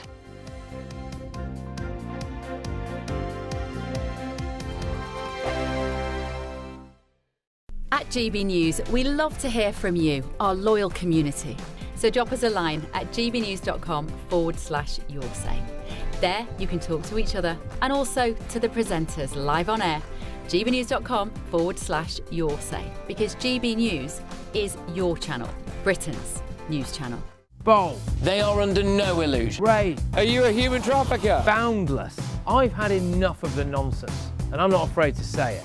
Don't get us on the BBC. Every weeknight, I tear through the headlines. The smell of gasoline. Should we be worried about it? From Westminster madness to cultural war chaos. We're going to do now, they are throwing things out the car as we speak. Get ready, Britain. Here we go. Patrick Christie's tonight, weeknights from 9 p.m, only on GB News, Britain's news channel. Britain deserves a newsroom that puts the facts and your voice first. Well, and that's what you get on GB News. Lively debates, lively conversation. And we're not afraid to hold power to account. And each other. So join me, Andrew Pierce. And me, Miriam Gates, for Britain's Newsroom, weekdays from 9:30 on GB News. Do you trust what you're being told? Good, because neither do I. Those are just facts. I'm Alex Armstrong, and on my show, we'll expose the spin. Well, I want to answer that, because you didn't let me last time, because you always speak over me. The broken promises. To deny that is denying the truth. And the hypocrisy. Needs to stop. You think we can allow? Politics, policy, parliament. Nothing is off limits. No sugarcoating, no fear of offence, just the truth laid bare. Tune in every Saturday and Sunday at 9 p.m. for Alex Armstrong Tonight, only on GB News, Britain's news channel.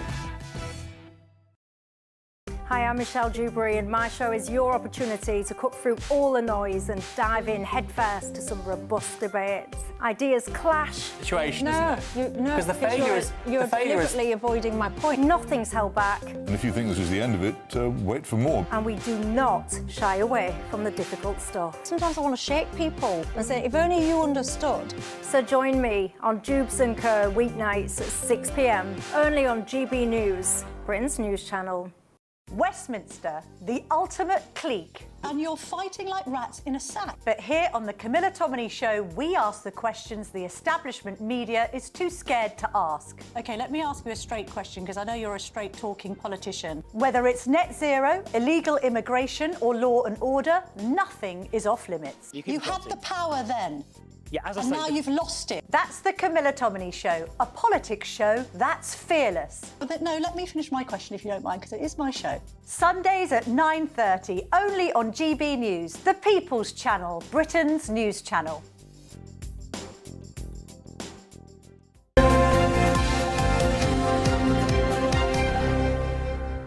Welcome back to Breakfast. It's 26 minutes past 7. Now, the stars of British television gathered at the Royal Albert Hall last night for the 2026 BAFTA TV Awards. Yes, the Netflix drama Adolescence, have you ever heard of that one?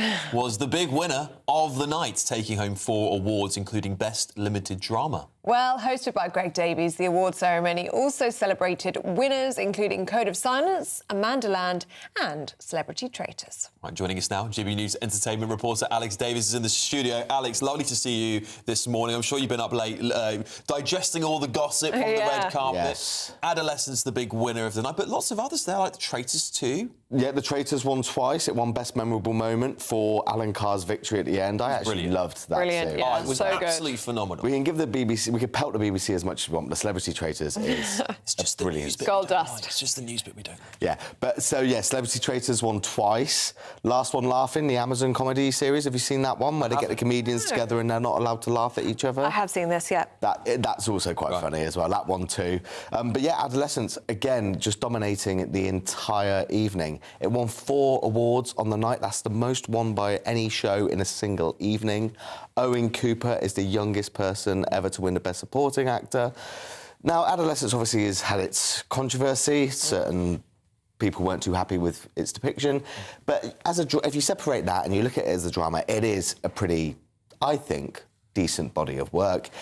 It's won every award going now. People might be wondering, how is it still winning awards? Yeah. It literally came out just after the deadline for BAFTA TV last year. So it's been 14 months since its release. Owen Cooper and Erin Doherty actually presented an award at last year's ceremony.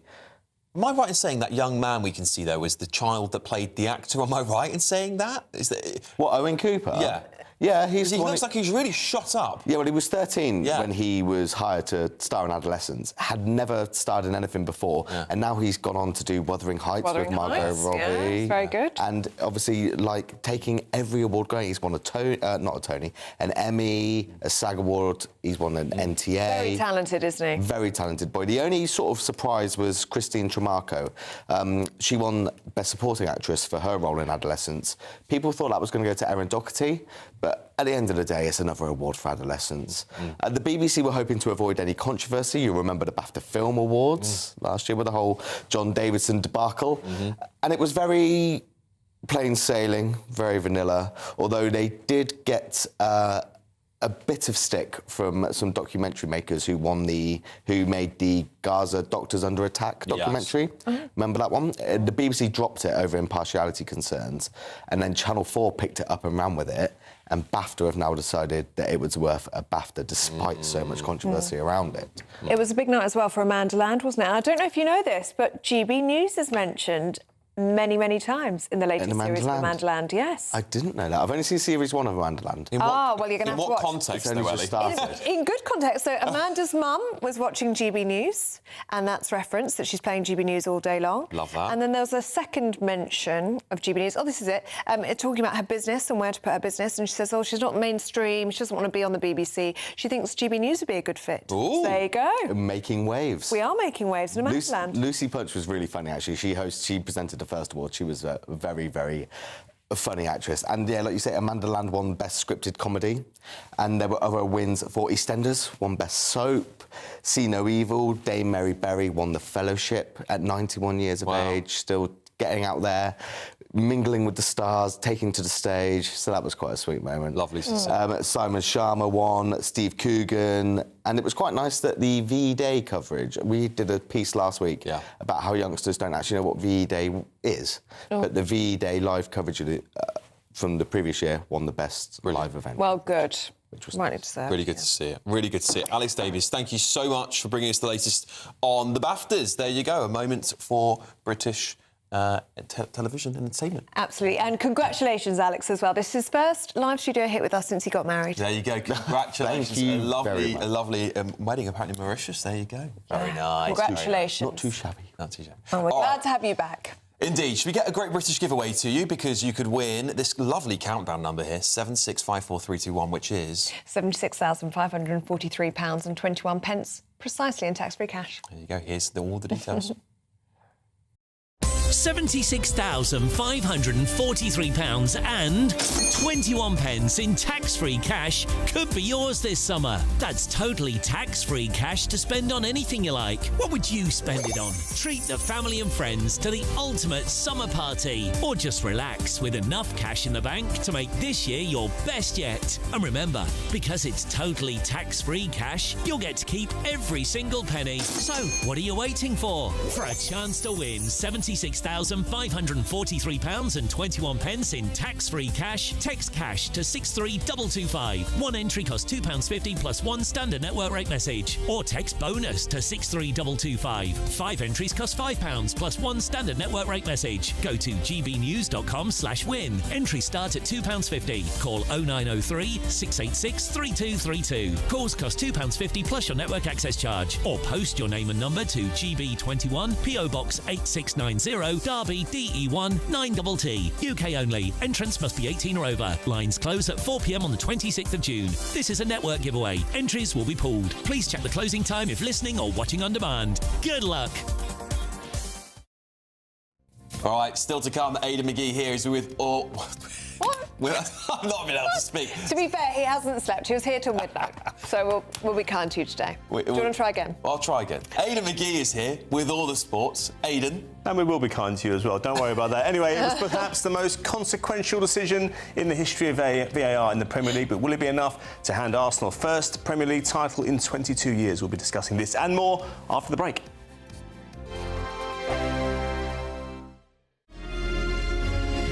Thank you, Britain, for the thousands of you who are becoming friends of GB News each and every week.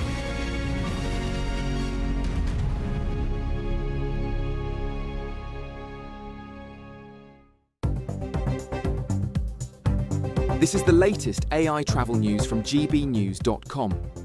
Expect disruptions. In Kirklees, the M62 eastbound exit at junction 26 has lane closures for barrier repairs.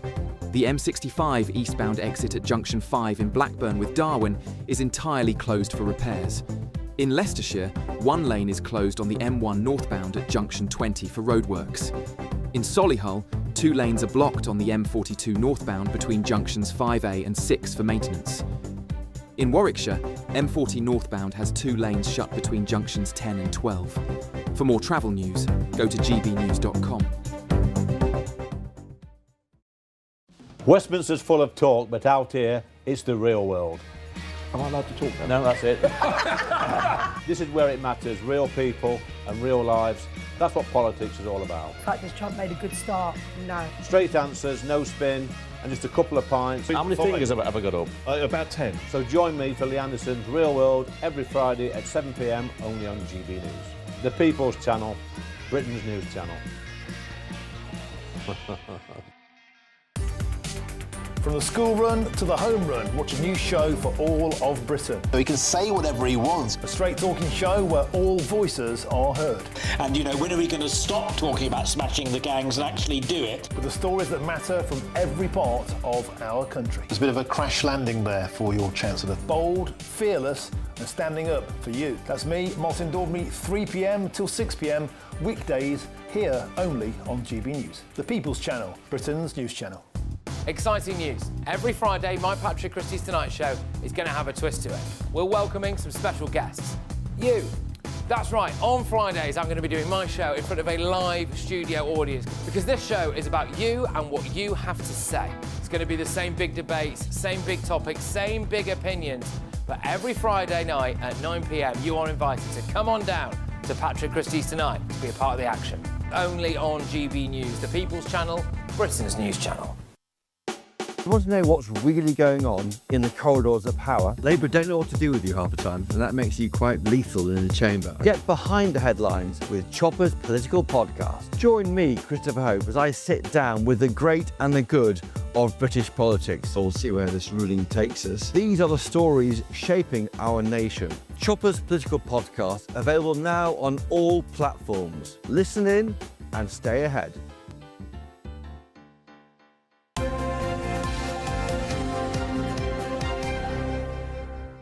All right, Aidan McGee is here. We're going to talk about the sports. Aidan, we've been speaking about a lot about the Premier League, about what's happening at the top there, but what's happening at the bottom? Well, it was equally as important for West Ham yesterday as it was for Arsenal. We know what happened with Arsenal. They got over the line. They scored that late goal, which was by Leandro Trossard, and then West Ham had one chalked off just soon after going into added time. Now, if you're a Tottenham fan, Ellie might be able to shed some light on this, but it's a difficult one. It was a difficult one yesterday because you don't want Arsenal to win the league, but you need West Ham to lose to enhance your prospects of staying up in the Premier League. And we all know what relegation for Tottenham this season would mean. We're talking about a cost of around about £200 million. It really doesn't bear thinking about. It's bad enough for West Ham as well. But of course, they lost yesterday, and it means they still trail Tottenham by a couple of, by I think it's 1 or 2 points, I'm not sure. But Tottenham are in action tonight against Leeds. I was assuring Chris Akabusi later on, or earlier on today, I was saying that, you know, Leeds won't go there, or even though they're safe now, they're going to play with freedom. They're a decent side. Tottenham don't have a great record at home this season,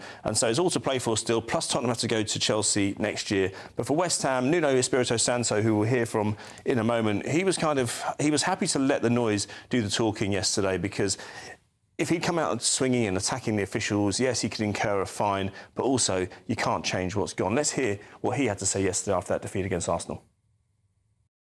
Yeah, it's what I'm talking about, the lack of consistency. I think everybody's confused. Everybody's confused. So I think it's up to the referees to try and dictate what is a fault, what is allowed, what is not allowed, because it seems like the rules has changed, and everybody feels confused and frustrated. The players don't understand it.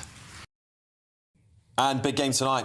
Yes, indeed. Not just Tottenham. There's a huge game in the Championship playoffs as well. Millwall host Hull City. It was 0-0 after the first leg. An interesting Spygate story as well between Middlesbrough and Southampton. One other outlet is claiming that all the other clubs in the Championship are investigating whether they've been spied on by Southampton as well. Now, I'll be honest with you, myself and Stephen Dixon admitted openly on air at the weekend that if we had the chance to spy on an opponent ahead of a game, we would probably do it. And I think it's widespread. We'll be hearing from Lee Bowyer. I bet you they all try and do it, really. Yeah, they do. I mean, you know, the other thing is Middlesbrough's training ground isn't enclosed. It's part of the spa resort, so which is owned by the club. So it's not like you're having to climb up into conifers or look over walls. I mean, you can go in there, check in for a massage, you know, whatever, a hot stone massage, and also film a bit of training while you're yeah. But no, Millwall in action tonight. If they can get the job done against Hull City, they'd be through to Wembley. Momentous day that would be for them. But Hull, of course, will have something to say about that. Indeed they will. Indeed they will. What else is going on in sport? Well, I think we should mention Celtic as well. It means it's going to be in Scotland. We're seeing a third force in Scotland this season. Hearts are in the title race for the first time in 40 years since they blew it in 1986 with a loss away to Dundee. I remember that day as a child. And Aberdeen, I think, were in the mix in 1991, but it's very rare that anyone outside of Rangers and Celtic contests the Scottish League Championship. Yesterday's result means that Celtic, having fallen behind early against their great rivals Rangers, they've knocked Rangers out of it completely now. It's a straight fight now, a straight tussle between Celtic and Hearts. And guess who play next weekend? Celtic and Hearts. There you go. So it's going to be leading up to that. Celtic are in action in the week as well against Motherwell. Aidan, thank you. Good to see you. Thank you very much. Now, do stay with us. Still to come, Wes Streeting has reportedly told the Prime Minister that he is ready to become the next Prime Minister. We're going to be discussing that in much more detail with Chris Akabusi and Tally Fraser. That's up next. But first, here's our forecast for our top European destinations. Can't wait to get in that sea. Lovely and warm. Just like the feeling of having great travel insurance. All Clear Travel Insurance sponsors GB News Travel Destinations Forecast. Hello. There is plenty of sunny spells across Europe, but also the risk of some showers that could turn thundery and still pleasant in that sunshine. We do have this area of low pressure close to Portugal and Spain, and that is just driving showers as we head through Tuesday. Drier, though, across much of France and across Italy. Still a few showers in the mix, but across the Mediterranean, generally fine and settled and feeling warm. There'll be a mixture of sunny spells elsewhere and temperatures in the low 20s. All Clear Travel Insurance sponsors GB News Travel Destinations Forecast. Westminster, the ultimate clique. And you're fighting like rats in a sack. But here on the Camilla Tominey Show, we ask the questions the establishment media is too scared to ask. OK, let me ask you a straight question, because I know you're a straight-talking politician. Whether it's net zero, illegal immigration or law and order, nothing is off limits. You had the power then. Yeah, as I and say, now you've lost it. That's the Camilla Tominey Show, a politics show that's fearless. But no, let me finish my question if you don't mind, because it is my show. Sundays at 9:30, only on GB News, the People's Channel, Britain's news channel. This is GB News, Britain's news channel. The ping test. A tap with a pencil to check for cracks. This simple quality control method has been used for hundreds of years and is still in practice here at Portmeirion Group, a traditional British pottery firm. But before they are pinged, they are put through kilns twice, and that requires energy, lots of it. It's this cost that is putting British ceramics under threat. Portmeirion's CEO, Mike Graybold, wants to expand the company. 2/3 of its products are exported internationally, and demand is growing. And we have a huge opportunity to do more of that with the brands and designs we have, but it's incredibly difficult when the energy prices are so much higher here than they are in Europe, in Asia and the United States. The Stoke community plays a huge part in Portmeirion's global story. Most of its 500-plus workforce live locally. Many come from a potteries family. One has worked at the factory, just a short stroll from the town centre, for more than half a century.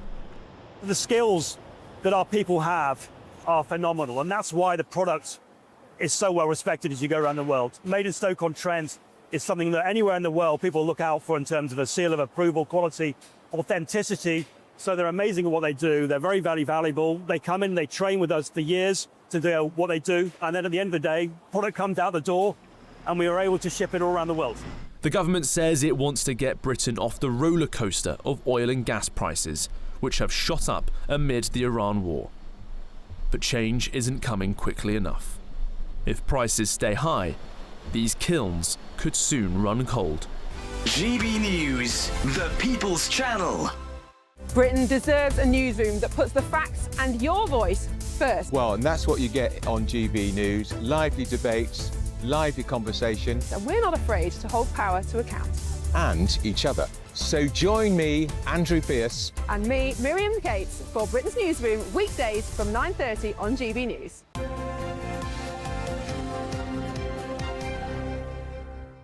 Welcome back to Breakfast. It's 7:44. Let's take a look at some of the newspaper front pages. In the Telegraph, we are told Wes Streeting is ready to become the next Prime Minister. In the Times this morning, Starmer is desperately clinging onto his premiership amid Angela Rayner's ultimatum. The Eye says it's today or never as Labour MPs begin to gang up on the PM. And lastly, change before it's too late. That's in the Mirror.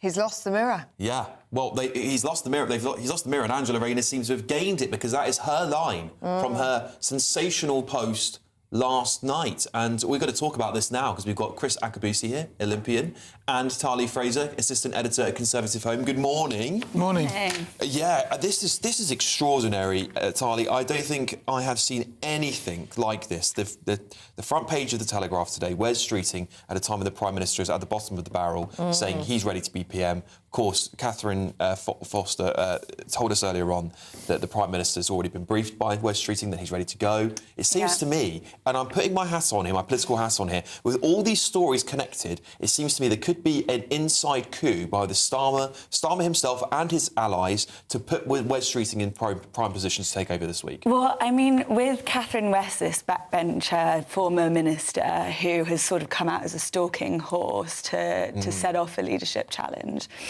with her coming out, it basically gives Wes Streeting the prime position, while Andy Burnham, much of the lefties' favourites, isn't in Parliament, can't stand. For Wes Streeting now, it is basically now or never. So I'm sure his team are very much coming up with a leadership challenge and what his bid would be, because these are the best conditions for him. But in terms of the chats that he's having with Number 10, they're basically saying that, he's not going to launch a direct bid, but if there's a challenge, he's going to be ready. Oh, yeah, he's ready, isn't he, Chris? Well, I mean, a song came to me, hey there, Mr. Nice Guy, hey there, Mr. Clean. I don't think he wants to be seen to be wielding any sort of knife in any sort of way. So it will take somebody else to do the real backstabbing. But that's why Catherine West is such a gift to him. 100%. But let's see how serious she really is. There's one thing mooting it over a weekend TV programme. There's another thing getting the 80-odd people that you require to get the backing in order to go ahead. Now, I suspect there is a lot of discussions going on in the background.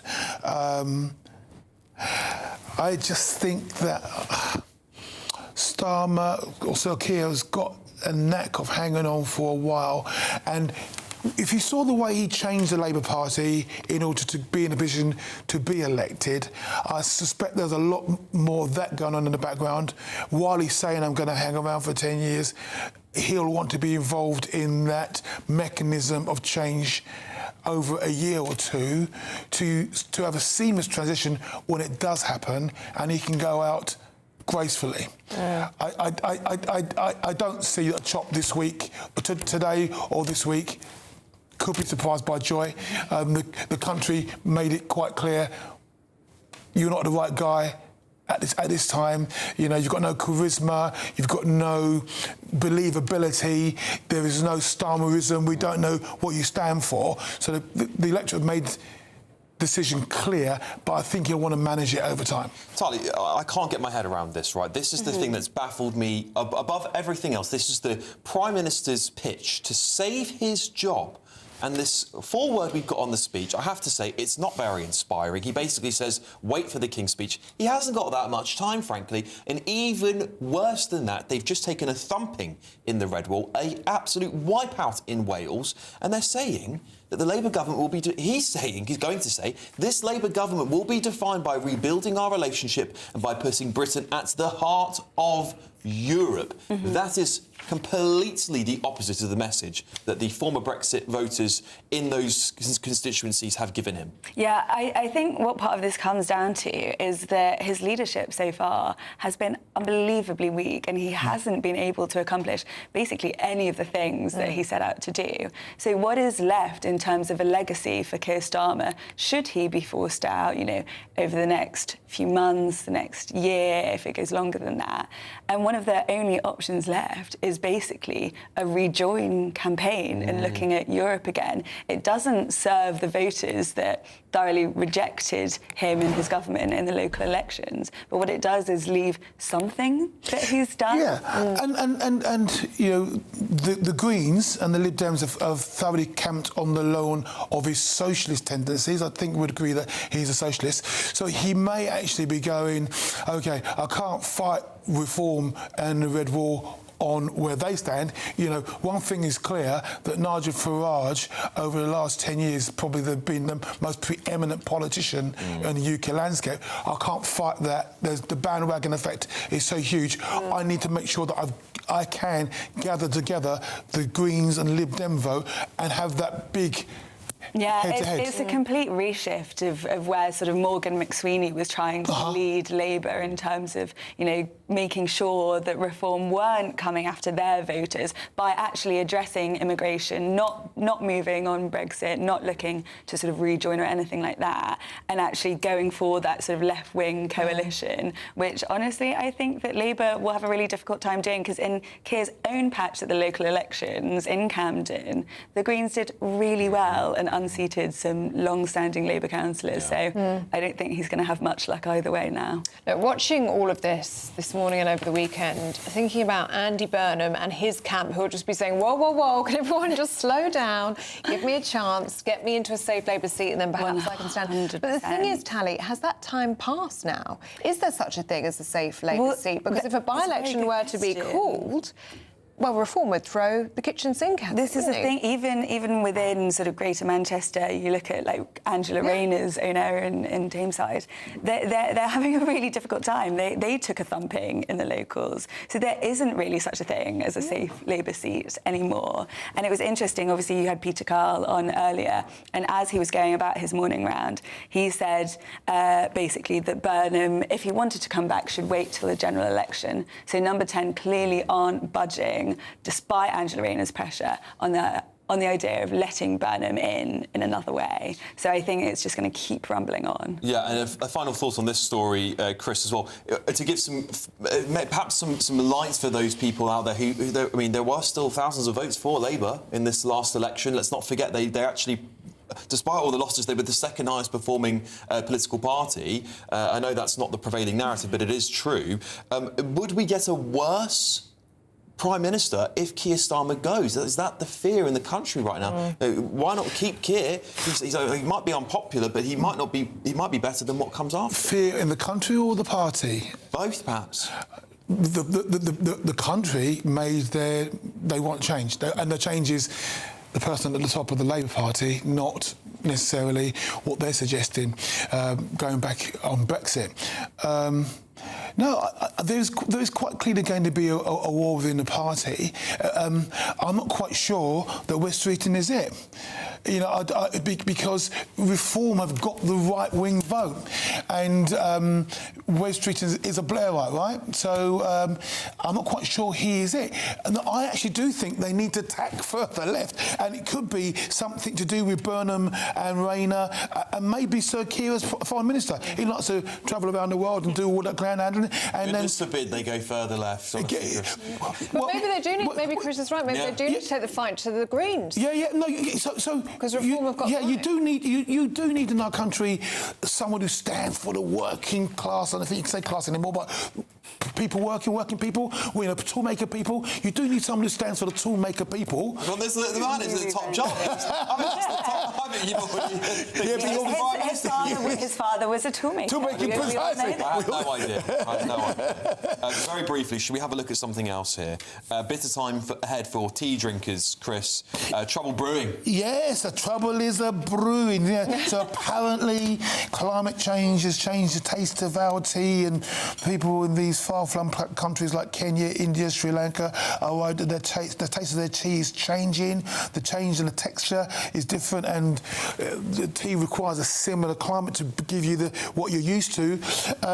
But the assumption is it will be worse off. Yeah, bitter and harsh is what they're getting. As opposed to, there are many varieties of tea. So each to their own. Yeah. Maybe the new versions will be lovely and delectable. Well, they say bitter, don't they? Bitter and harsh doesn't sound bitter and harsh. No, but it does remind me of the feeling I think the British public have at the moment towards all this political drama. Bitter and harsh. Talking of that, we're going to get more analysis shortly, aren't we? We certainly are. Chris Talley, thank you very much. We will have more analysis ahead of that make-or-break speech today.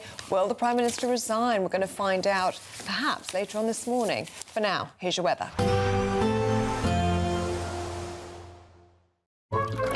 Warm and cosy, with a chance of zero visibility.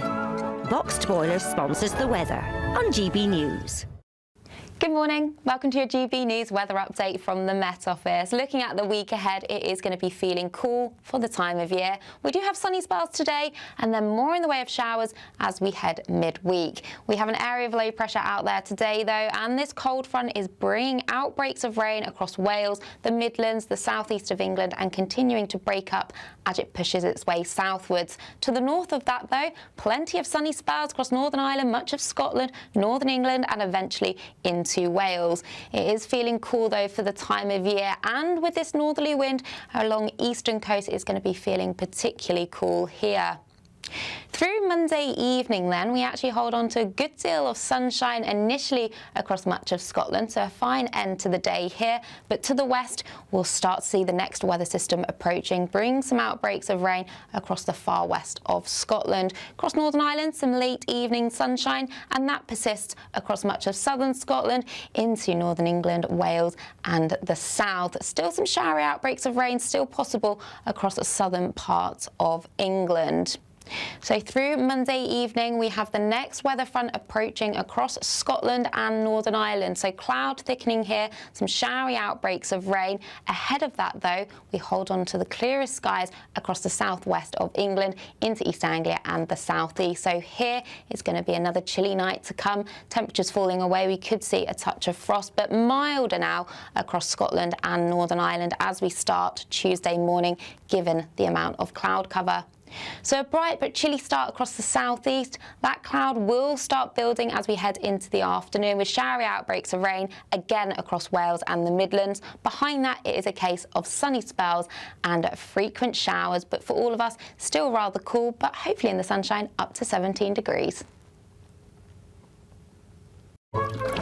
Warm and cosy, with a chance of zero visibility.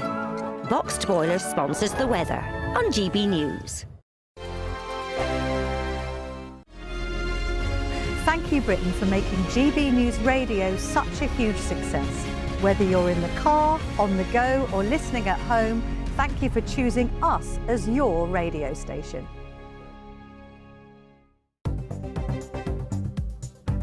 This is the latest AI travel news from gbnews.com.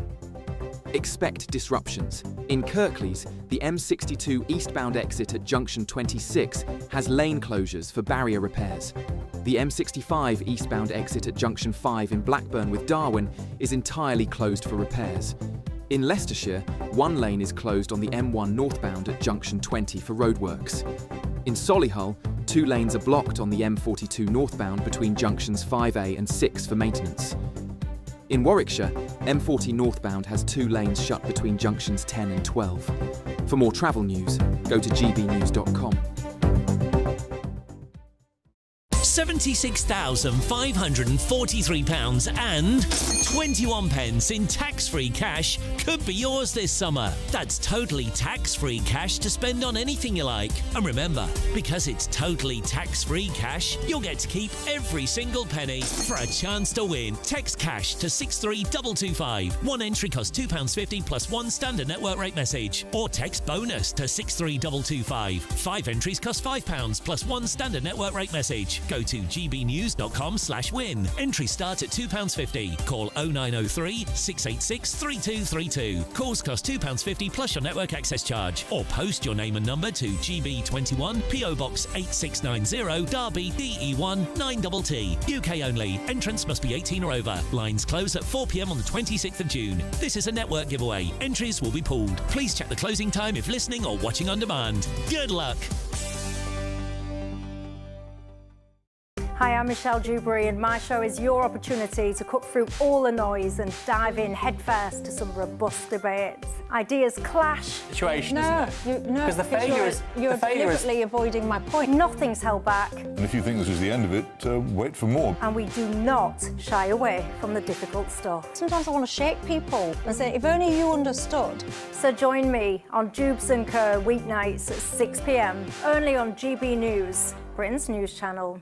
Bold. They are under no illusion. Ray, are you a human trafficker? Boundless. I've had enough of the nonsense, and I'm not afraid to say it. Don't get us on the BBC. Every weeknight, I tear through the headlines. The smell of gasoline. Should we be worried about it? From Westminster madness to cultural war chaos. What I'm going to do now, they are throwing things out the car as we speak. Get ready, Britain. Here we go. Patrick Christie tonight, weeknights from 9 p.m. only on GB News, Britain's news channel.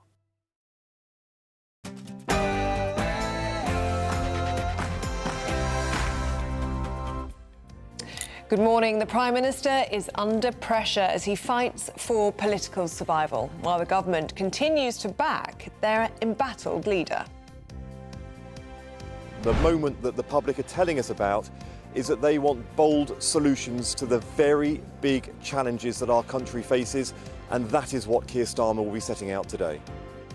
Yes, that's the Business Secretary, Peter Kyle, attempting to set the record straight on claims about rivals challenging the Prime Minister. I think that our party is full of talent, and that is what you're seeing recognised in those headlines. Wes has done a fantastic job on the NHS. Rachel has done a great job in fixing the foundations. Well, this comes as the government believes that creating stronger ties with Europe could make all the difference.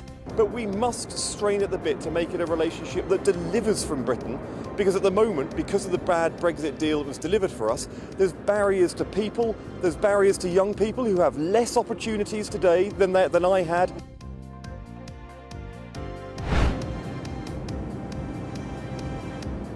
So there we have the government minister blaming Brexit. Not sure how that's going to go down with many former Labour voters who went over to reform in the local elections. But the Prime Minister here clinging on to power. But today is a day where anything could happen. And we'll be speaking to Daily Mail columnist Dan Hodges, who claims to have been told by a cabinet minister the Prime Minister will resign this week without a leadership contest following it. Elsewhere today, more than 40 nations will meet as Britain and France lead plans to secure the Strait of Hormuz. It's amid fears that the Iran conflict could escalate further. Every year is a huge year for British television. British television is the best television in the world, and it remains so. It was the best of British last night at the BAFTAs, but who dominated? We'll get all the red carpet gossip later this morning. It was perhaps the most consequential decision in the history of VAR in the Premier League, but the 4 minutes it took to disallow a West Ham equaliser against Arsenal might just have handed the Gunners the title with a 1-0 win at the London Stadium. We'll hear from Lee Bowyer later this hour. We've got a fresher and changeable week ahead with the potential for some frost. I'll have all the details coming up shortly. Good morning, it's just gone 8 o'clock. I'm Ellie Costello. And I'm Alex Armstrong, and this is GB News Breakfast.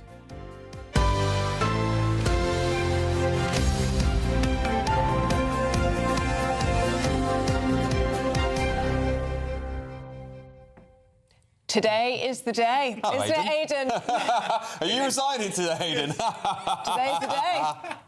It is crunch time for the Prime Minister as he is set to deliver his make-or-break speech amid mounting calls to resign. Well, last night, Angela Rayner, the former Deputy Prime Minister, warned this could be Labour's last chance, while Wes Streeting emerged as potential challenger, claiming he's the only candidate capable of beating Reform UK.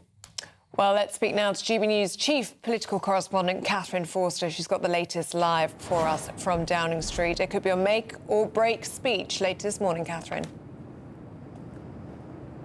Yes, good morning from Downing Street. Certainly it is now make or break for the Prime Minister.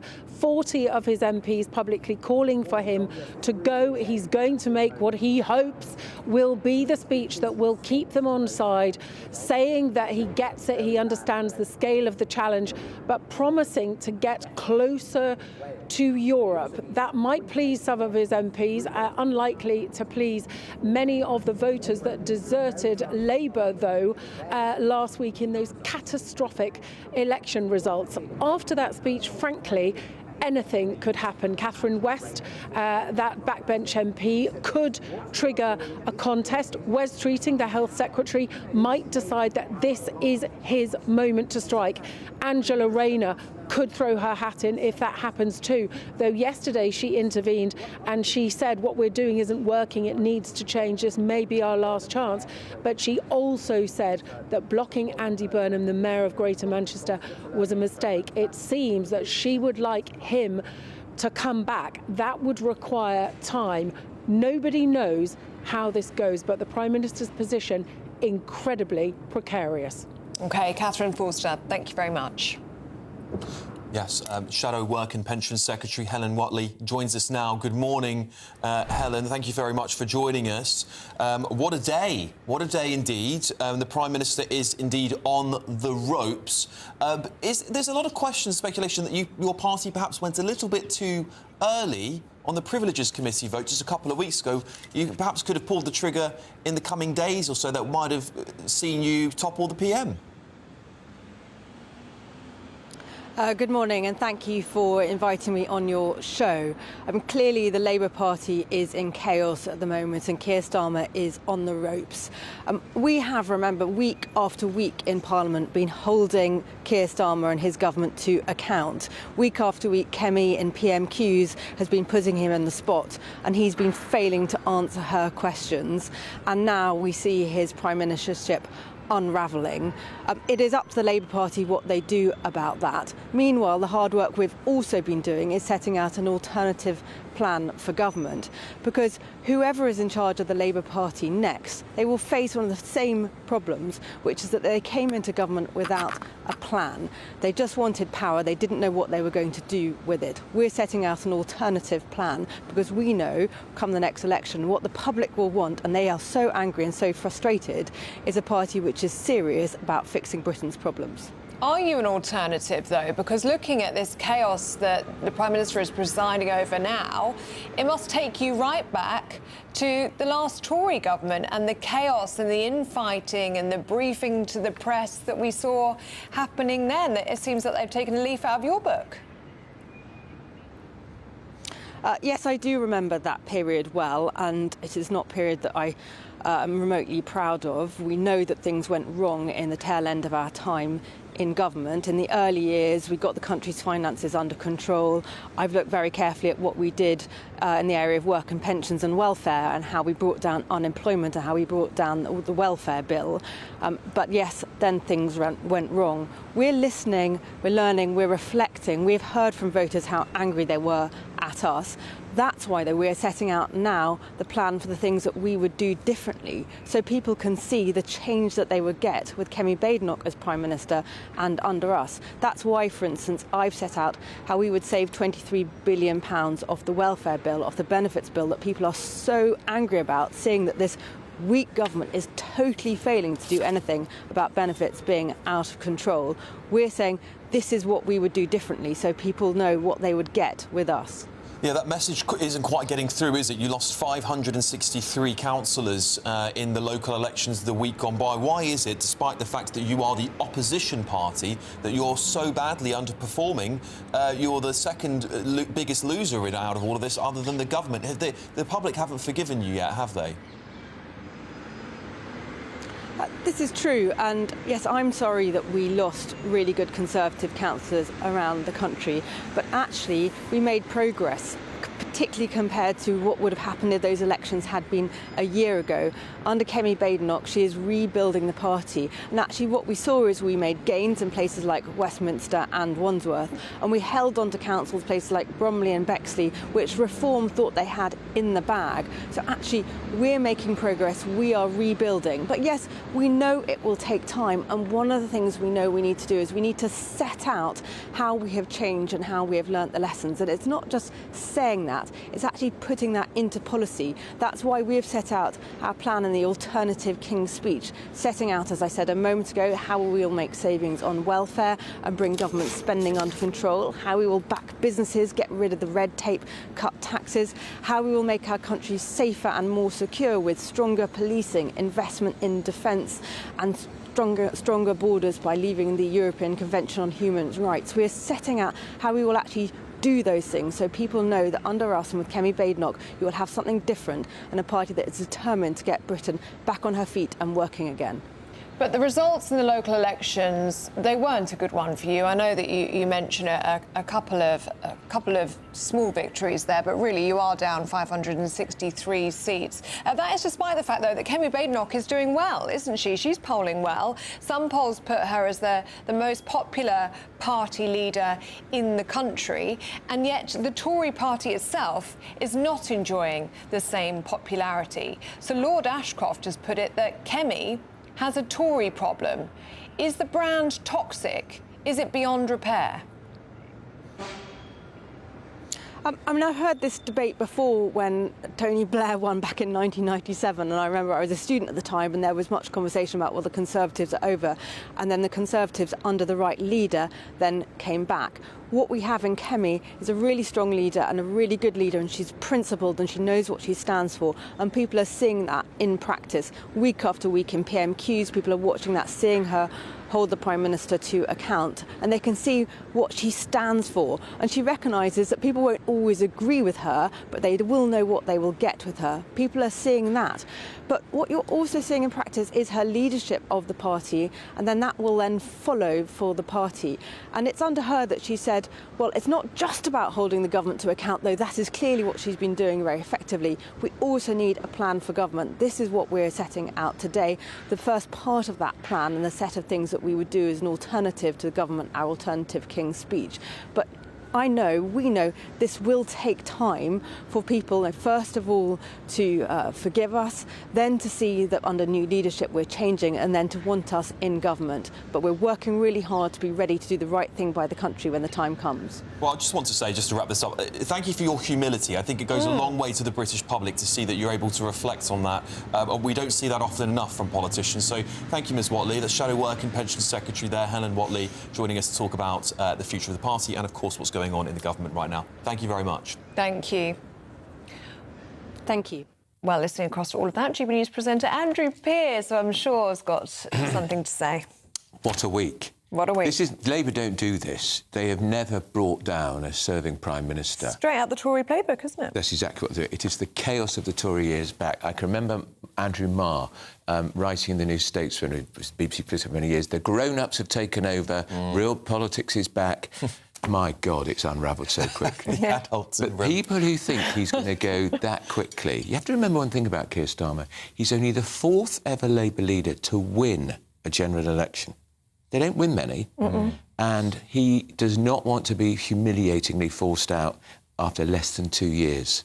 Do you think he could survive this, then? No, he's a dead man walking. I think he might survive this week. I think he might survive a few weeks.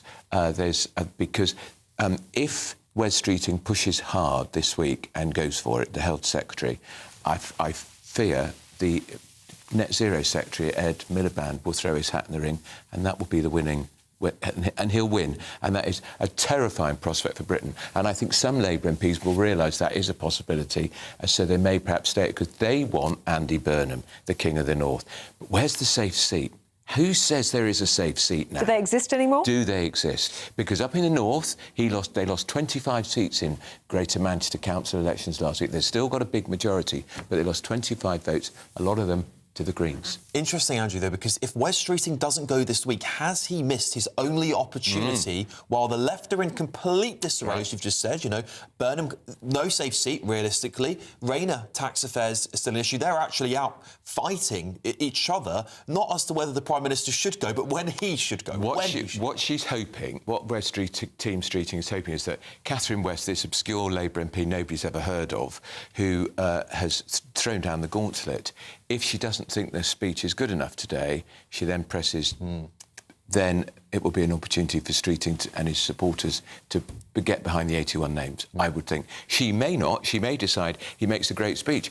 That would be a first, wouldn't it? But if she does decide the speech has got hope and potential, she may back off. And 81 names seems pretty feasible, doesn't it, at this stage when we've got 40 MPs publicly saying you should go? Yeah. I mean, they don't want her. She's what we call the stalking horse, the stalking donkey. We had one in 1989. It was called Sir Anthony Mayer. And 60-odd MPs didn't support Mrs Thatcher. She was gone within a year. I think there are Labour MPs who think they can't wait a year. No, and that's certainly the case. I mean, you know, with Rayner's coming out with these thinly veiled attacks on the government, full frontal assault. Well, it's full frontal, realistically, isn't it? Just without naming the Prime Minister directly. She said that there's a toxic culture, we need change. But the change should be Andy Burnham. The question is, Andrew, is that in itself a misdirection? Angela Rayner, of course, must want the top job, as every politician does, even though they don't say they do. But is this the thing she needs to use in order to say to people, just wait, let's use Andy Burnham. We know he can't get a seat, because she wants the job, really. She doesn't want Andy Burnham. Yeah, they say she's not quite sure. Even the most obscure, inept backbencher briefly thinks, could be me. Yes. And she's been Deputy Prime Minister. She's got very close to the seat of power. She's very popular. I'd have to say, whatever you think of her, that attack on the Prime Minister, I've read her statement, pretty good. It goes a bit off the rails when she goes banging on about Thames Water. But it's a full frontal assault. She's speaking with guts and with emotion. And it's a manifesto. Conviction, it is. And all of the things that you can't say about Keir Starmer, who is more wooden than the wooden tops. Well, let's talk about his speech. We've got a little foreword on it. And this is the thing that I just can't get my head around, Andrew, is that in his speech, he's going to say that this government is going to be defined by its ties to Europe. Yeah. Did he look at the results last week in places like Barnsley, Sunderland, seats where people voted for Brexit, Wales, massively voted reform because they felt they'd been let down by the Tories on Brexit, they're being let down by Labour on Brexit, let down by both main parties. If he goes down that route, Nigel Farage will be opening the champagne before breakfast, before lunchtime today. But he's thinking short-term, isn't he? He's thinking, how do I keep the party on side? How do I keep my MPs? And I predicted here on Friday, we had somebody on the programme, as I said, I know what he's going to do. He's going to stick his nose even deeper into the EU to think that might buy me some time with my correct, Labour MPs. But this is the problem again. He's talking to his MPs and not to the country. No, this is the problem. It's party before country, which is what he told us he wouldn't do. Keir Starmer has lost the country. He can't get it back. Just before we let you go, what do you think Gordon Brown was about this weekend? What was that move about? I knew you'd have a response to that. What was going on? For God's sake. Useless. He lost he plotted and schemed and campaigned for 10 years to get rid of Tony Blair. He finally got in 2007, didn't have a clue what to do with it, and the voters chucked him out in 2010.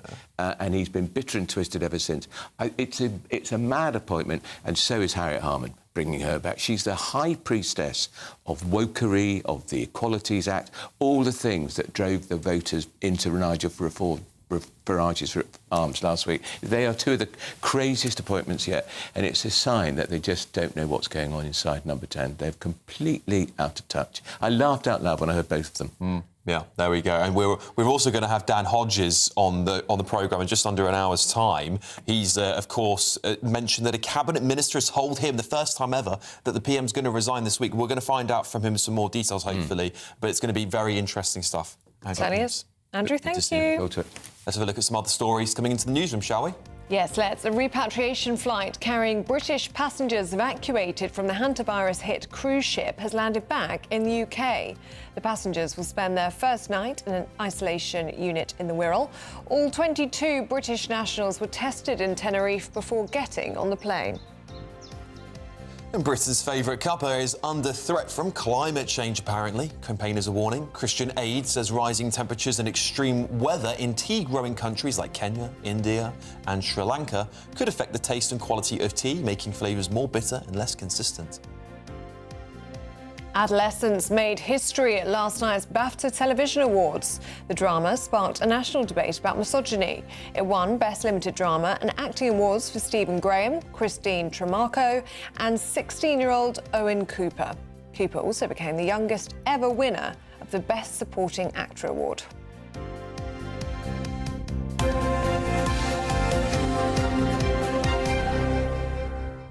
All right, should we get your weather with Catherine Chalk?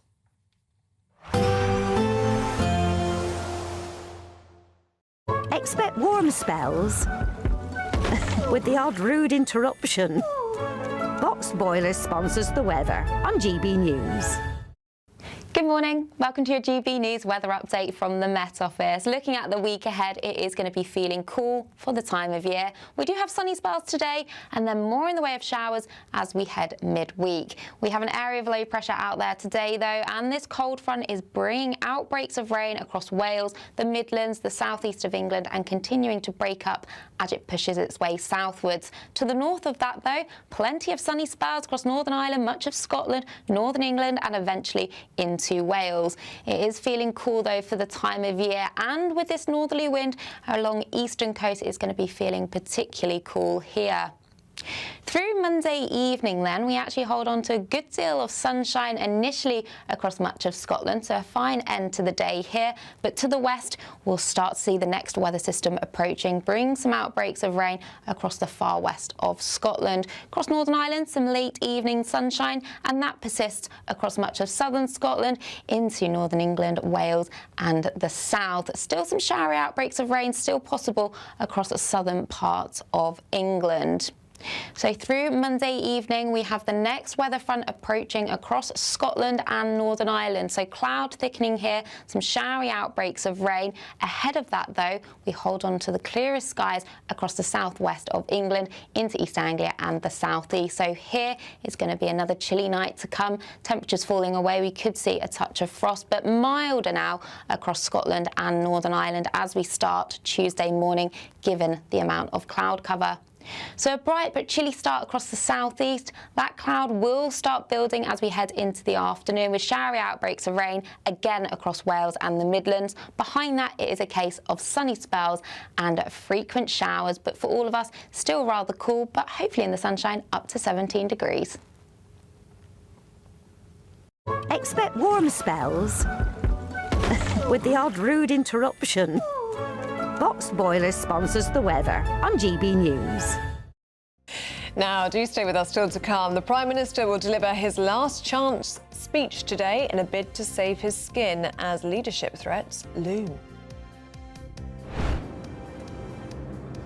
welcome to Downing Street. I've just been speaking to somebody close to the Prime Minister who has had to admit that it is, quote, not impossible that he might resign, though most people think that that is not going to happen. What we do know is that he is in the fight of his life to persuade his MPs not to get rid of him. He's going to make a speech this morning. Will it be enough?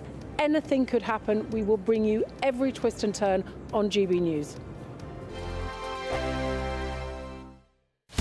Breaking news, live updates, stories that matter. From the heart of the GB newsroom to every corner of Britain, with our team of dedicated journalists across the UK. GB News bulletins are there to deliver the latest news that matters to you. Bulletins on GB News, the People's Channel, Britain's news channel.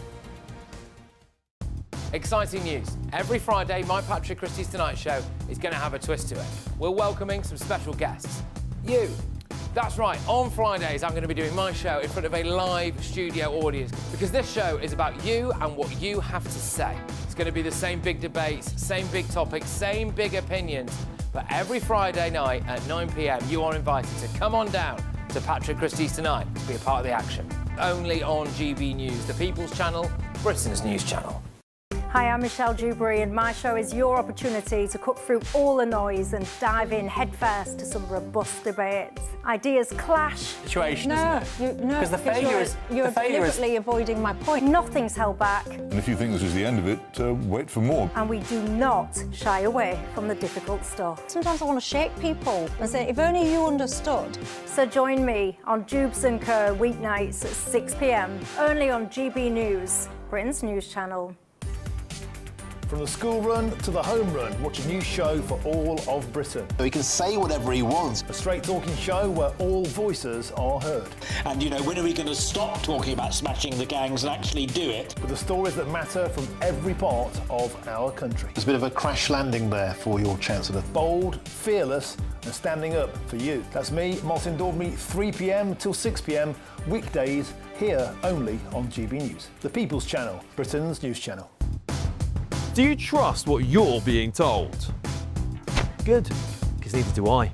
Those are just facts. I'm Alex Armstrong, and on my show, we'll expose the spin. Well, I want to answer that, because you didn't let me last time, because you always speak over me. The broken promises. To deny that is denying the truth. And the hypocrisy. We can allow. Stop. You think we can allow? Politics, policy, parliament.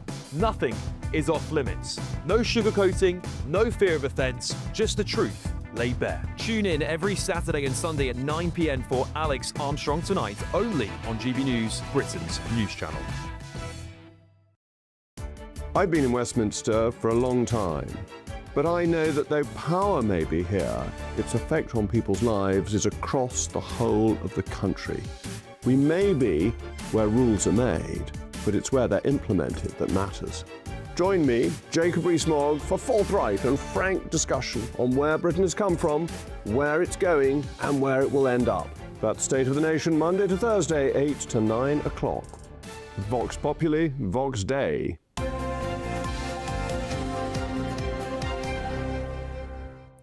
Welcome back to Breakfast. It's 24 minutes past 8, and there is one story in town today as the Prime Minister is set to deliver a speech in his bid for survival following Labour's abysmal local election results last Thursday.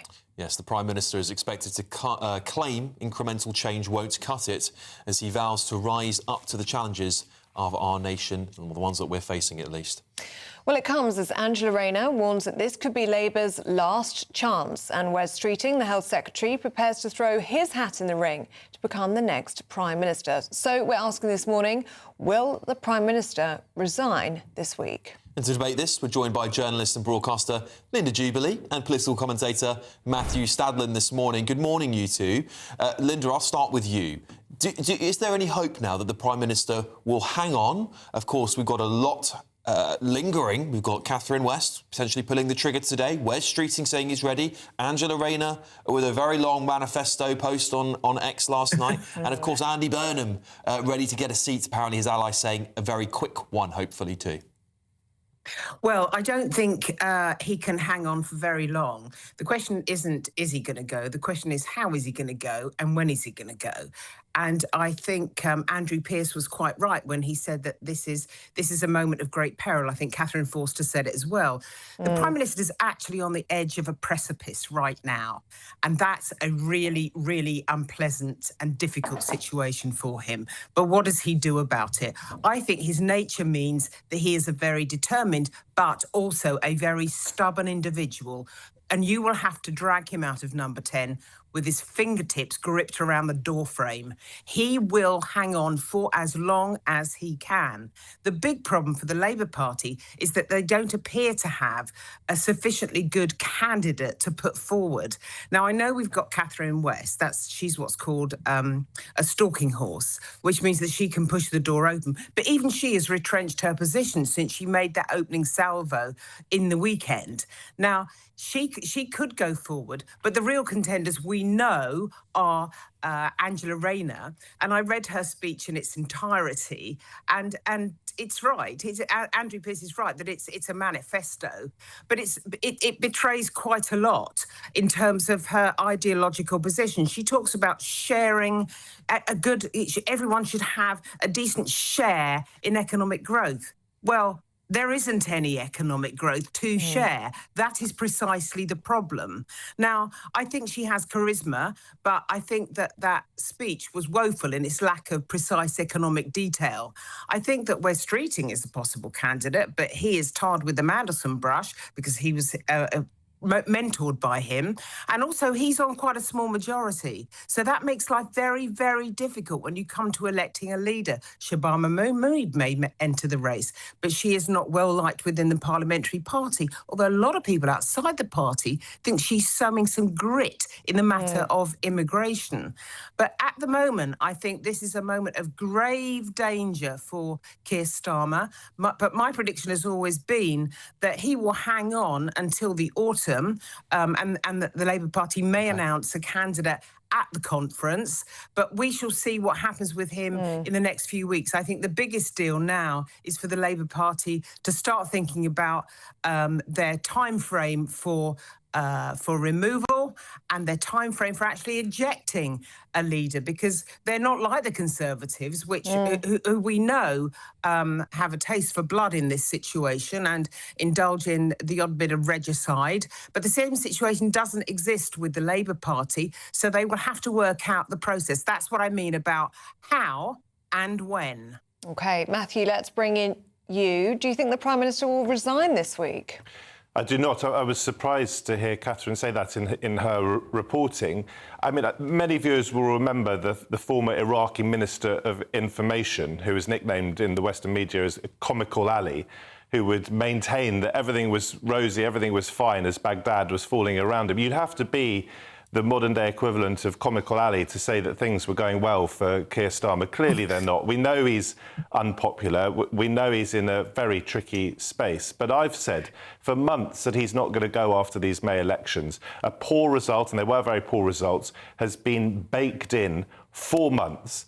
And it is incredibly difficult to remove a Labour Prime Minister. It just hasn't been done before. So I don't see him going anywhere this week. And I've also said I think he'll be here next year. It is for him to sort this country out. He was given a mandate by the British people. He was the leader of the Labour Party when they won a shallow but massive landslide victory less than 2 years ago. If he doesn't sort it out in the next couple of years, and it's obviously a question of what does sorted out mean, then you give an opportunity for someone else. You have a proper leadership contest. And at that point, you say to the British public, we've got a new Prime Minister. It's 4 or 5 years since the last election. Let's go to you and you can make your decision. Linda?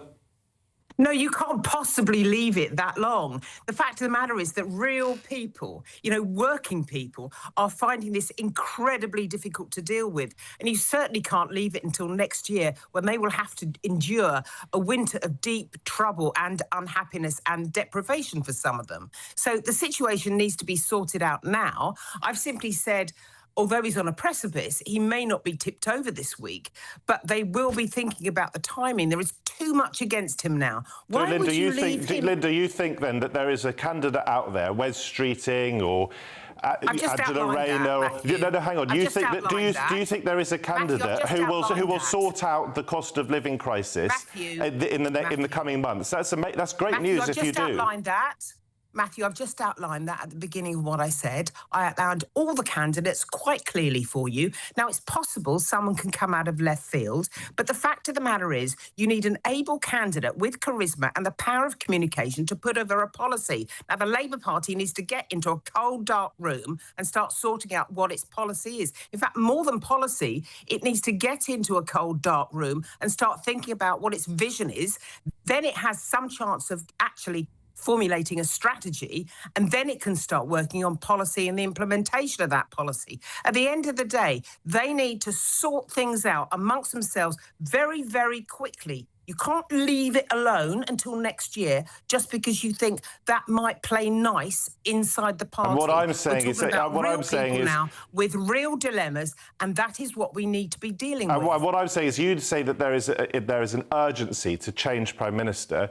Do you think that one of the other candidates who have been widely talked about will bring down the cost of living in the coming months or in the next couple of years in a way that Keir Starmer cannot? But Matthew, is that irrelevant at this point in time? The Prime Minister's about to make a speech today where he's going to pander to his left.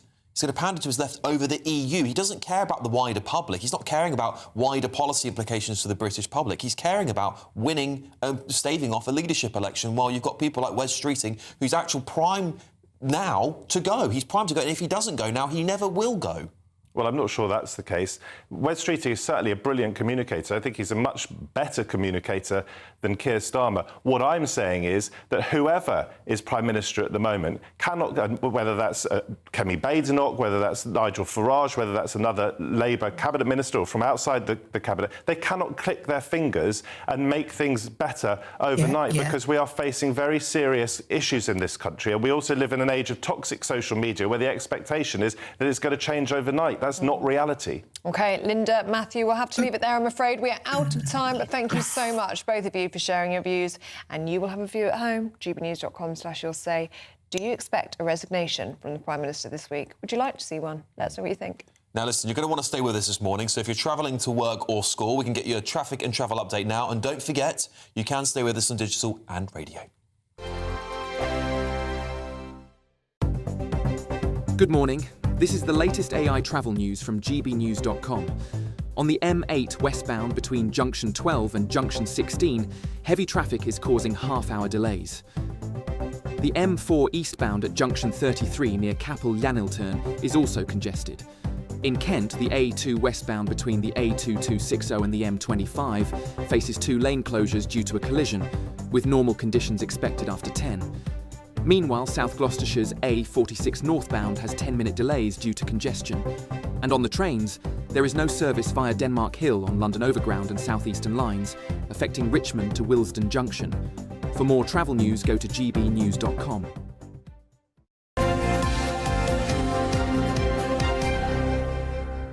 All right, Aidan's here, isn't he? I'll do it this time. Yes, Aidan's here, and he's got a guest coming up, haven't you, Aidan? Yes, I have indeed. It was a momentous day yesterday for Arsenal, but what do the experts really think of what happened at the London Stadium yesterday? We'll hear from Lee Bowyer after the break. At GB News, we love to hear from you, our loyal community. So drop us a line at gbnews.com/yoursay. There, you can talk to each other and also to the presenters live on air. gbnews.com/yoursay, because GB News is your channel, Britain's news channel. Bold. They are under no illusion. Ray, are you a human trafficker? Boundless. I've had enough of the nonsense, and I'm not afraid to say it. Don't get this on the BBC. Every weeknight, I tear through the headlines. The smell of gasoline. Should we be worried about it? From Westminster madness to cultural war chaos. What I'm going to do now, they are throwing things out the car as we speak. Get ready, Britain. Here we go. Patrick Christie tonight, weeknights from 9 p.m, only on GB News, Britain's news channel. Join me, Nana Akwe, for an informative, interactive news programme with a difference. It's fun. No, he didn't say that, Dave. I'm so surprised. I think there's an element of truth to that. Join me from 3 p.m. every weekend, only on GB News, Britain's news channel. From the school run to the home run, watch a new show for all of Britain. He can say whatever he wants. A straight-talking show where all voices are heard.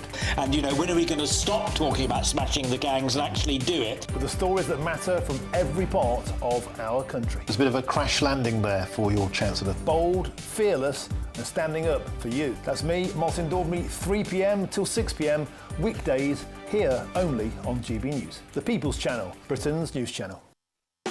You want to know what's really going on in the corridors of power? Labour don't know what to do with you half the time, and that makes you quite lethal in the chamber. Get behind the headlines with Chopper's Political Podcast. Join me, Christopher Hope, as I sit down with the great and the good of British politics. We'll see where this ruling takes us. These are the stories shaping our nation. Chopper's Political Podcast, available now on all platforms. Listen in and stay ahead. As soon as it hits 11 and the headlines come in, The late edition brings you the breaking news from all the front pages. because the news is going to happen. So get a head start today. Patrick Christie's tonight, late edition. Alex Armstrong tonight, late edition. From 11 o'clock every night. Only on GB News, the People's Channel, Britain's news channel. Hi, I'm Michelle Dewberry, and my show is your opportunity to cut through all the noise and dive in headfirst to some robust debates. Ideas clash. Situation, No, isn't it? no, Because the failure is you're deliberately avoiding my point. Nothing's held back, And if you think this is the end of it, wait for more. and we do not shy away from the difficult stuff. Sometimes I want to shake people and say, if only you understood. So join me on Jubes & Co weeknights at 6 p.m, only on GB News, Britain's news channel.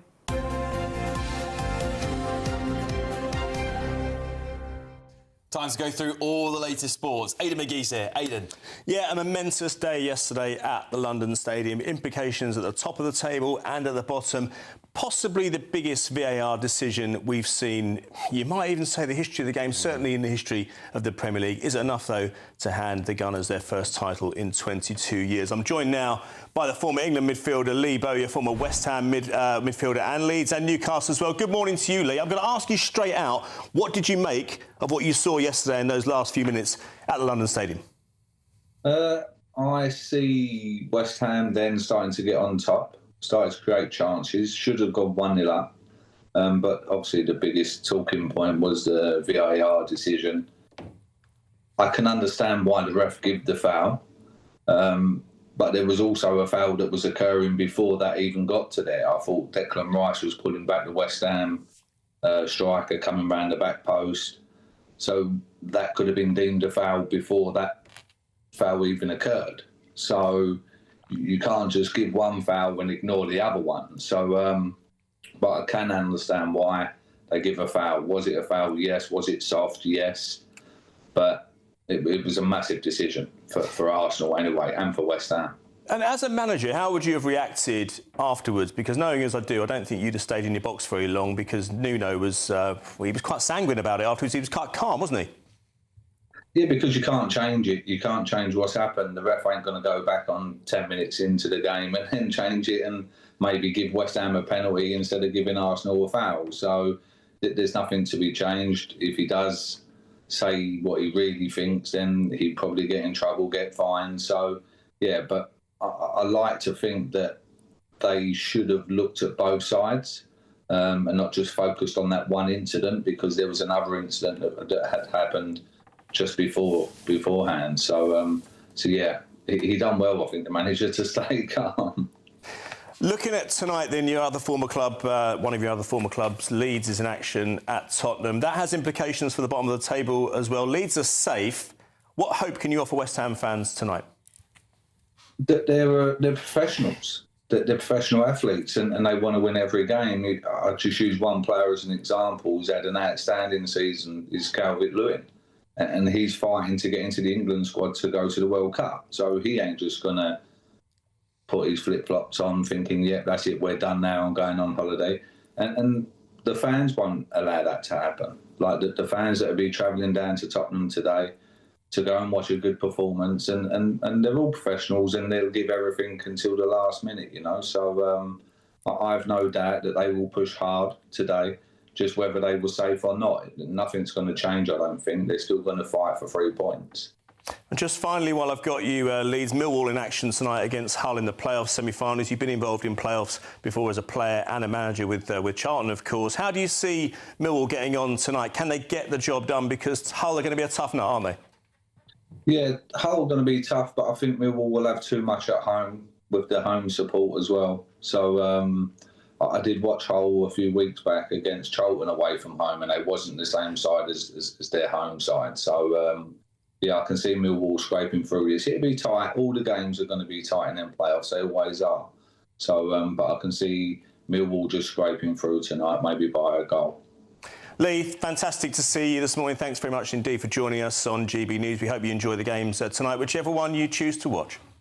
Thank you. Thanks, Aidan. Take care. Cheers. Lee Bowyer there. Great man to have on. He's done so much in the game. Played for England, of course, played for Newcastle, played for Leeds, played for West Ham, managed Charlton, of course, managed the international game. Great to have on GB News. Yeah, Absolutely. wonderful stuff. Thank you, Aidan, for bringing that to us. All right. And we're bringing this to you. Yeah. 7654321. It's the countdown to summer. It certainly It's is. a How big much is countdown. that, Alex? £76,543.21. Tax-free cash. Very good. Yeah, imagine the summer you could have with that. Here are all of the details that you need. Are you dreaming of a ton of tax-free cash this summer? We want to make that dream come true with a stunning £76,543 and 21 pence in cash to spend however you like. That is extra cash that you could use to buy those treats you've always wanted, put a new car on the drive, or just relax in the knowledge that this year we've got your back. £76,543 and 21 pence is an incredible amount of money, and it could be all yours. For a chance to win £76,543 and 21 pence in tax-free cash, text cash to 63225. One entry costs £2.50 plus one standard network rate message, or text bonus to 63225. 5 entries cost £5 plus one standard network rate message. Go to gbnews.com/win. Entries start at £2.50. Call 0903 686 3232. Calls cost £2.50 plus your network access charge, or post your name and number to GB21 PO Box 8690 Derby DE1 9TT. UK only. Entrance must be 18 or over. Lines close at 4 p.m. on the 26th of June. This is a network giveaway. Entries will be pooled. Please check the closing time if listening or watching on demand. Good luck. All right, still to come, Labour's local election meltdown has sparked fresh panic inside the party, which MPs, led by Catherine West, now openly turning against the Prime Minister. Yeah, we're going to get into that with Chris Akabusi and Tally Fraser up next. But first, we're going to get your forecast for our top European destinations. Dinner under the stars tonight? That reminds me of our travel insurance. You mean all clear skies? All Clear Travel Insurance sponsors GB News Travel Destinations Forecast. Hello. There is plenty of sunny spells across Europe, but also the risk of some showers that could turn thundery and still pleasant in that sunshine. We do have this area of low pressure close to Portugal and Spain, and that is just driving showers as we head through Tuesday. Drier, though, across much of France and across Italy. Still a few showers in the mix, but across the Mediterranean, generally fine and settled and feeling warm. There'll be a mixture of sunny spells elsewhere and temperatures in the low 20s. All Clear Travel Insurance sponsors GB News Travel Destinations Forecast.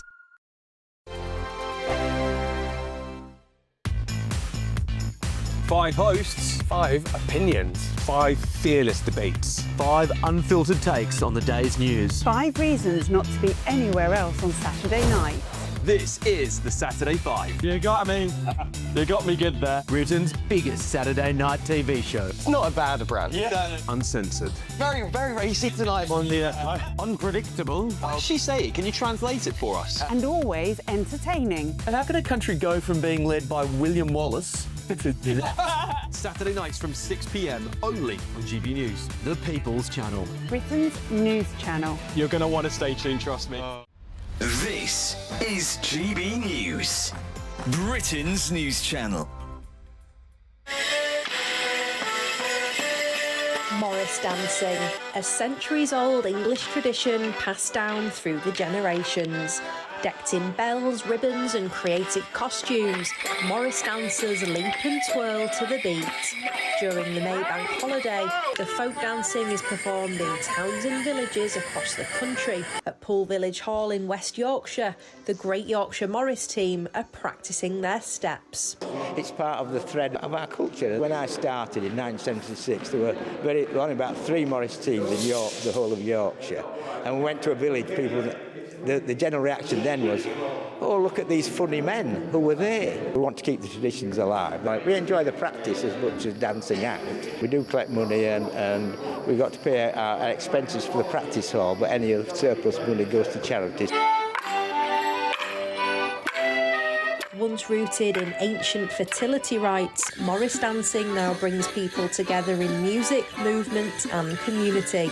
There are more than 12,500 Morris dancers around Britain in single-sex and mixed sides, all keeping the genre going. The sort of gear that I'm wearing for is, apart from the Yorkshire Flat Cap, this is fairly traditional Cotswold Morris gear. Great Yorkshire Morris do Cotswold. We also do a Border Morris, which is from the borders between Wales and England. We also do Longsword, which is a Yorkshire tradition. A living cultural practice with deep historical ties and regional diversity, Morris dancing is here to stay. Anna Riley, GB News, Poole and Wharfdale. GB News, the People's Channel. Britain deserves a newsroom that puts the facts and your voice first. Well, and that's what you get on GB News. Lively debates, lively conversation. And we're not afraid to hold power to account. And each other. So join me, Andrew Pearce. And me, Miriam Gates, for Britain's Newsroom, weekdays from 9:30 on GB News.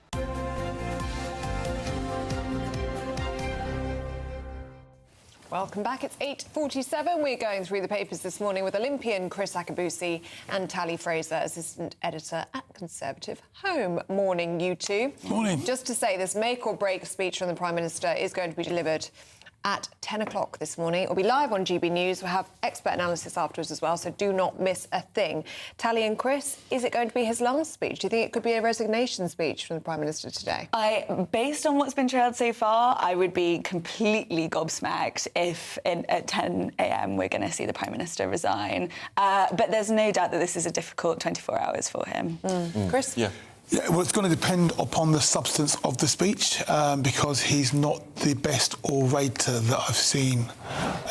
So he's going to be around for a while. He won't be resigning anytime soon. Yeah, we're also going to have Dan Hodges on the programme very shortly, and his ex-post last night blew up as he suggested a cabinet minister has told him that the Prime Minister is going to actually resign this week before a contest takes place. So there is a lot to play for, and that's sort of also supported by some other top journalists like Andrew Marr and Robert Peston as well, talking about similar allegations. So we will be asking him that in just under 10 minutes' time, so don't miss it. But in the meantime, though, should we talk about some other things catching your eye in the news? This is a bonkers story here. Royal Navy is going to spend £200,000, Chris, fixing inappropriately placed buttons on female sailors' jackets. Yeah, this is really quite ridiculous, and talk about frittering away taxpayers' money. So I served for 15 years in the British Army, and our women look great in their uniform, and like all of us, it's really in great shape and it's well cut.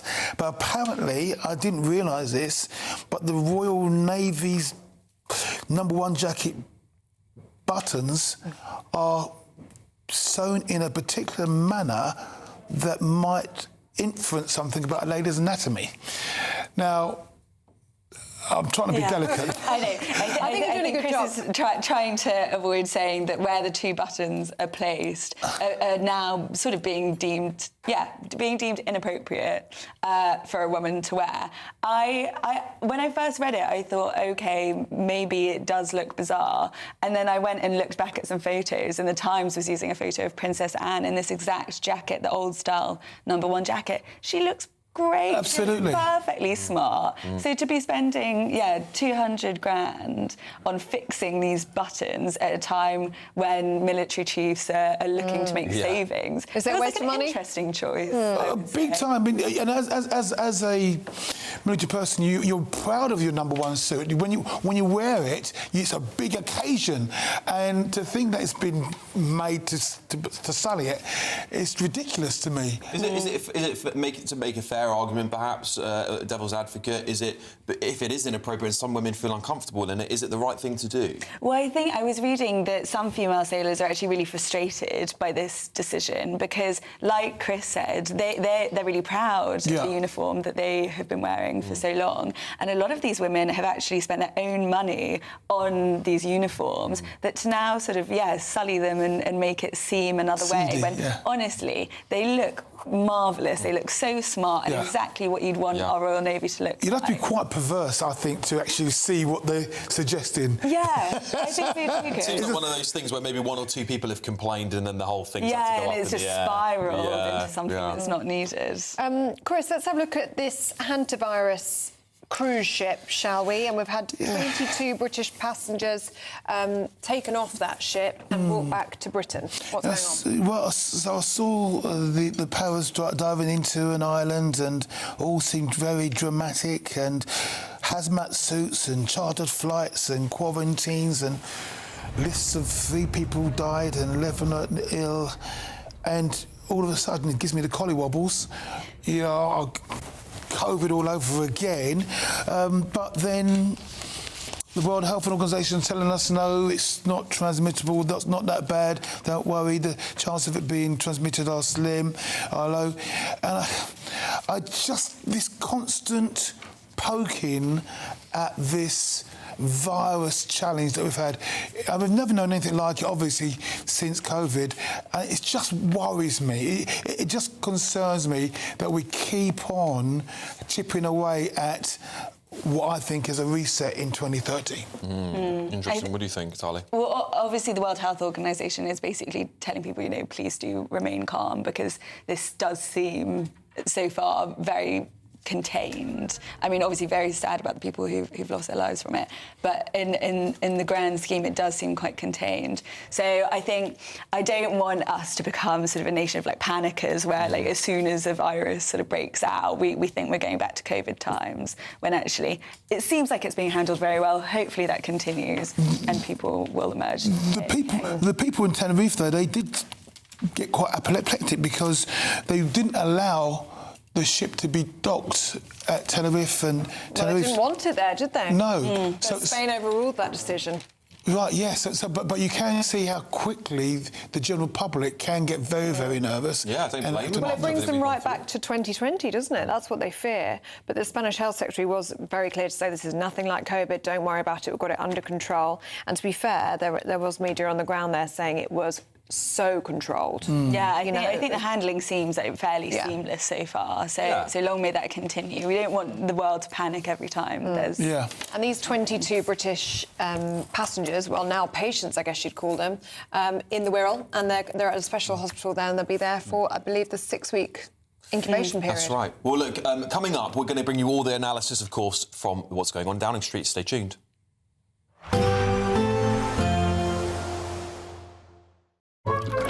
Warm and cosy, with a chance of zero visibility. Boxed Boiler sponsors the weather on GB News.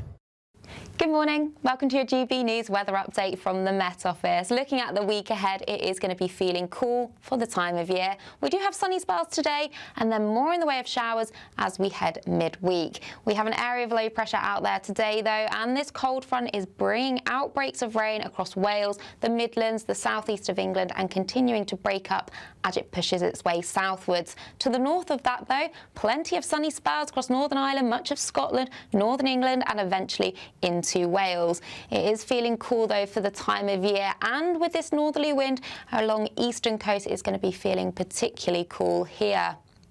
Through Monday evening then, we actually hold on to a good deal of sunshine initially across much of Scotland, so a fine end to the day here. But to the west, we'll start to see the next weather system approaching, bring some outbreaks of rain across the far west of Scotland. Across Northern Ireland, some late evening sunshine, and that persists across much of southern Scotland into northern England, Wales and the south. Still some showery outbreaks of rain still possible across the southern parts of England.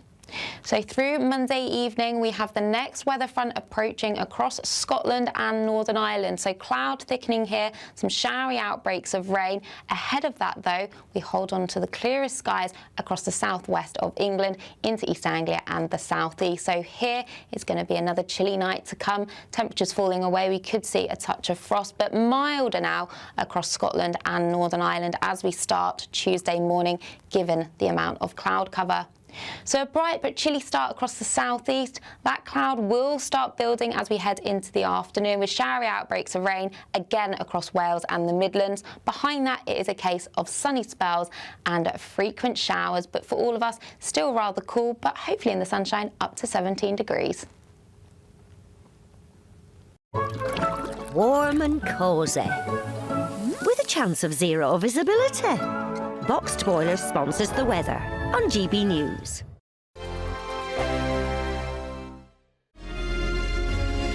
Thank you, Britain, for the thousands of you who are becoming friends of GB News each and every week.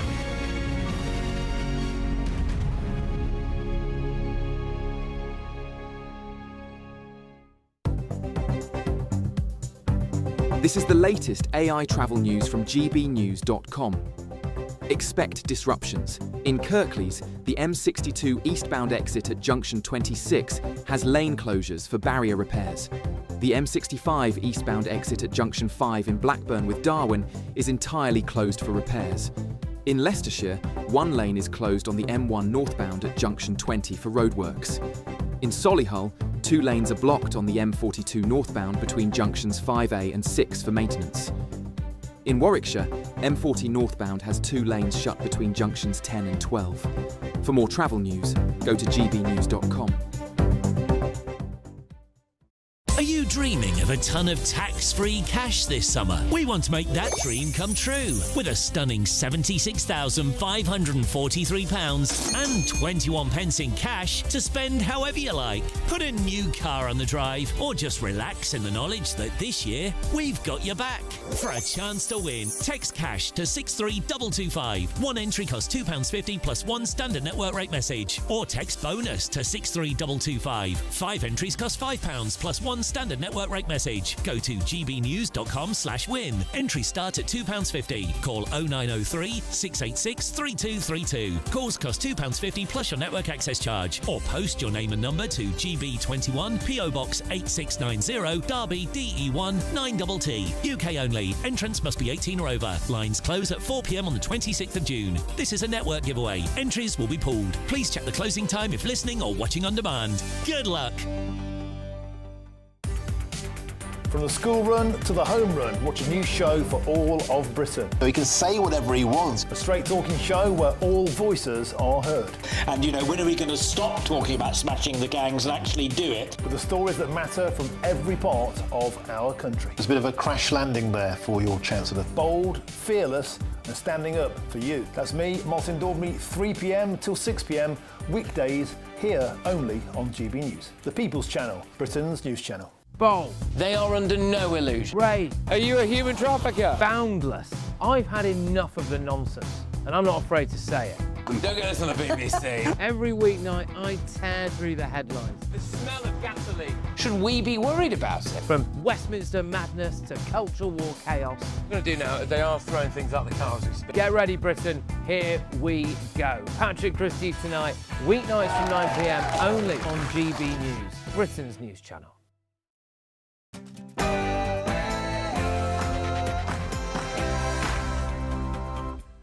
Good morning. The Prime Minister is under pressure as he fights for political survival, while the government continues to back their embattled leader. The moment that the public are telling us about is that they want bold solutions to the very big challenges that our country faces, and that is what Keir Starmer will be setting out today. That's the Business Secretary Peter Kyle attempting to set the record straight on claims about rivals challenging the Prime Minister. I think that our party is full of talent, and that is what you're seeing recognised in those headlines. Wes has done a fantastic job on the NHS. Rachel has done a great job in fixing the foundations. Well, this all comes as the government believes that creating stronger ties with Europe could make all the difference. But we must strain at the bit to make it a relationship that delivers from Britain, because at the moment, because of the bad Brexit deal that was delivered for us, there's barriers to people, there's barriers to young people who have less opportunities today than I had. Meanwhile, the Conservatives set out an alternative King's Speech as they claim Labour has no plans. Whoever is in charge of the Labour Party next, they will face one of the same problems, which is that they came into government without a plan. They just wanted power, they didn't know what they were going to do with it. Well, as the sharks circle the Prime Minister, the question is, can he deliver in what will be the speech of his political life later today? We're also going to be speaking to Daily Mail columnist Dan Hodges, who claims to have been told by a cabinet minister that the Prime Minister will resign without a leadership contest this week. More than 40 nations will meet as Britain and France lead plans to secure the Strait of Hormuz amid fears the Iran conflict could spiral further. Meanwhile, fears are growing for Britain's economy this morning, with a new report warning that the Iran conflict could cost more than 160,000 jobs. We've got a fresher and changeable week ahead with the potential for some frost. I'll have all the details coming up shortly. Good morning, it's just gone 9 o'clock. I'm Ellie Costello. And I'm Alex Armstrong, and this is GB News Breakfast.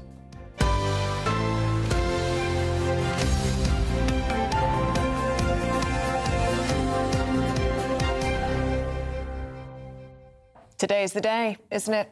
Crunch time for the Prime Minister. He is set to deliver his make-or-break speech amid mounting calls to resign. Yes, last night, former Deputy Prime Minister Angela Rayner warned this could be Labour's last chance, while Wes Streeting emerged as a potential challenger, claiming he is the only candidate capable of beating Reform UK. Well, let's head to Downing Street, shall we, and speak to GB News Deputy Political Editor Tom Harwood. Morning to you, Tom. This is going to be the speech of Sir Keir Starmer's political life. It certainly is. So much is hinging on what the Prime Minister says at 10 o'clock this morning. Now, it's difficult for the Prime Minister. Of course, he's suffered a generational loss on Thursday's elections. The Labour Party retreating in just about every corner of the country, embattled on all fronts, from the right, from Reform UK, from the left, from the Greens, from the Nationalists in Plaid Cymru and the SNP. The Labour Party is reduced and withered across the country, and now the Prime Minister stands there as a frail and fragile political leader, with already one MP saying she'll challenge him in the form of Catherine West, although she said she will not formally declare that she's standing and seek the nominations of other Labour MPs until after this morning's speech. We also hear, of course, that for many months now, Wes Streeting has been preparing the groundwork. That's the Health Secretary, of course. Wes Streeting preparing the groundwork for what would happen were there to be a challenge. Wes Streeting has always said he would never be the first person to challenge the Prime Minister.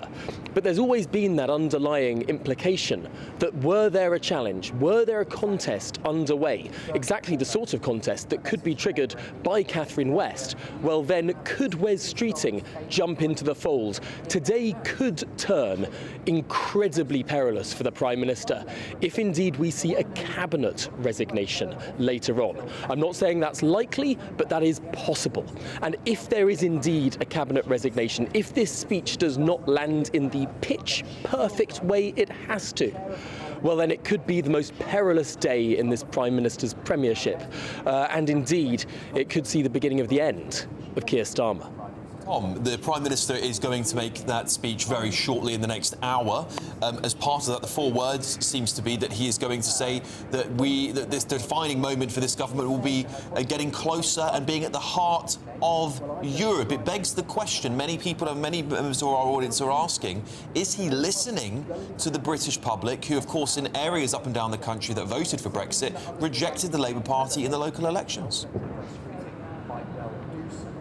It's interesting, isn't it? If you listen to what Labour MPs are saying, it's almost like they've got an ear turned off to the half of the country that has been moving away from them, not just in last Thursday's elections, but actually over the course of many years now. It does seem that there's a bit of cognitive dissonance between what Westminster thinks and what, for example, the people of County Durham said, not last Thursday, but over a year ago, when they swept out in a landslide all those Labour councillors and took hold of that council. It was 9 full councils that the Reform Party took control of, not in the last set of elections, but the one before that. And it does seem that people have sort of put it in the back of their minds or tried to imagine new reasons why that might be. That being said, there has been some polling that has suggested that the cause of rejoining the European Union has become more popular at a surface level within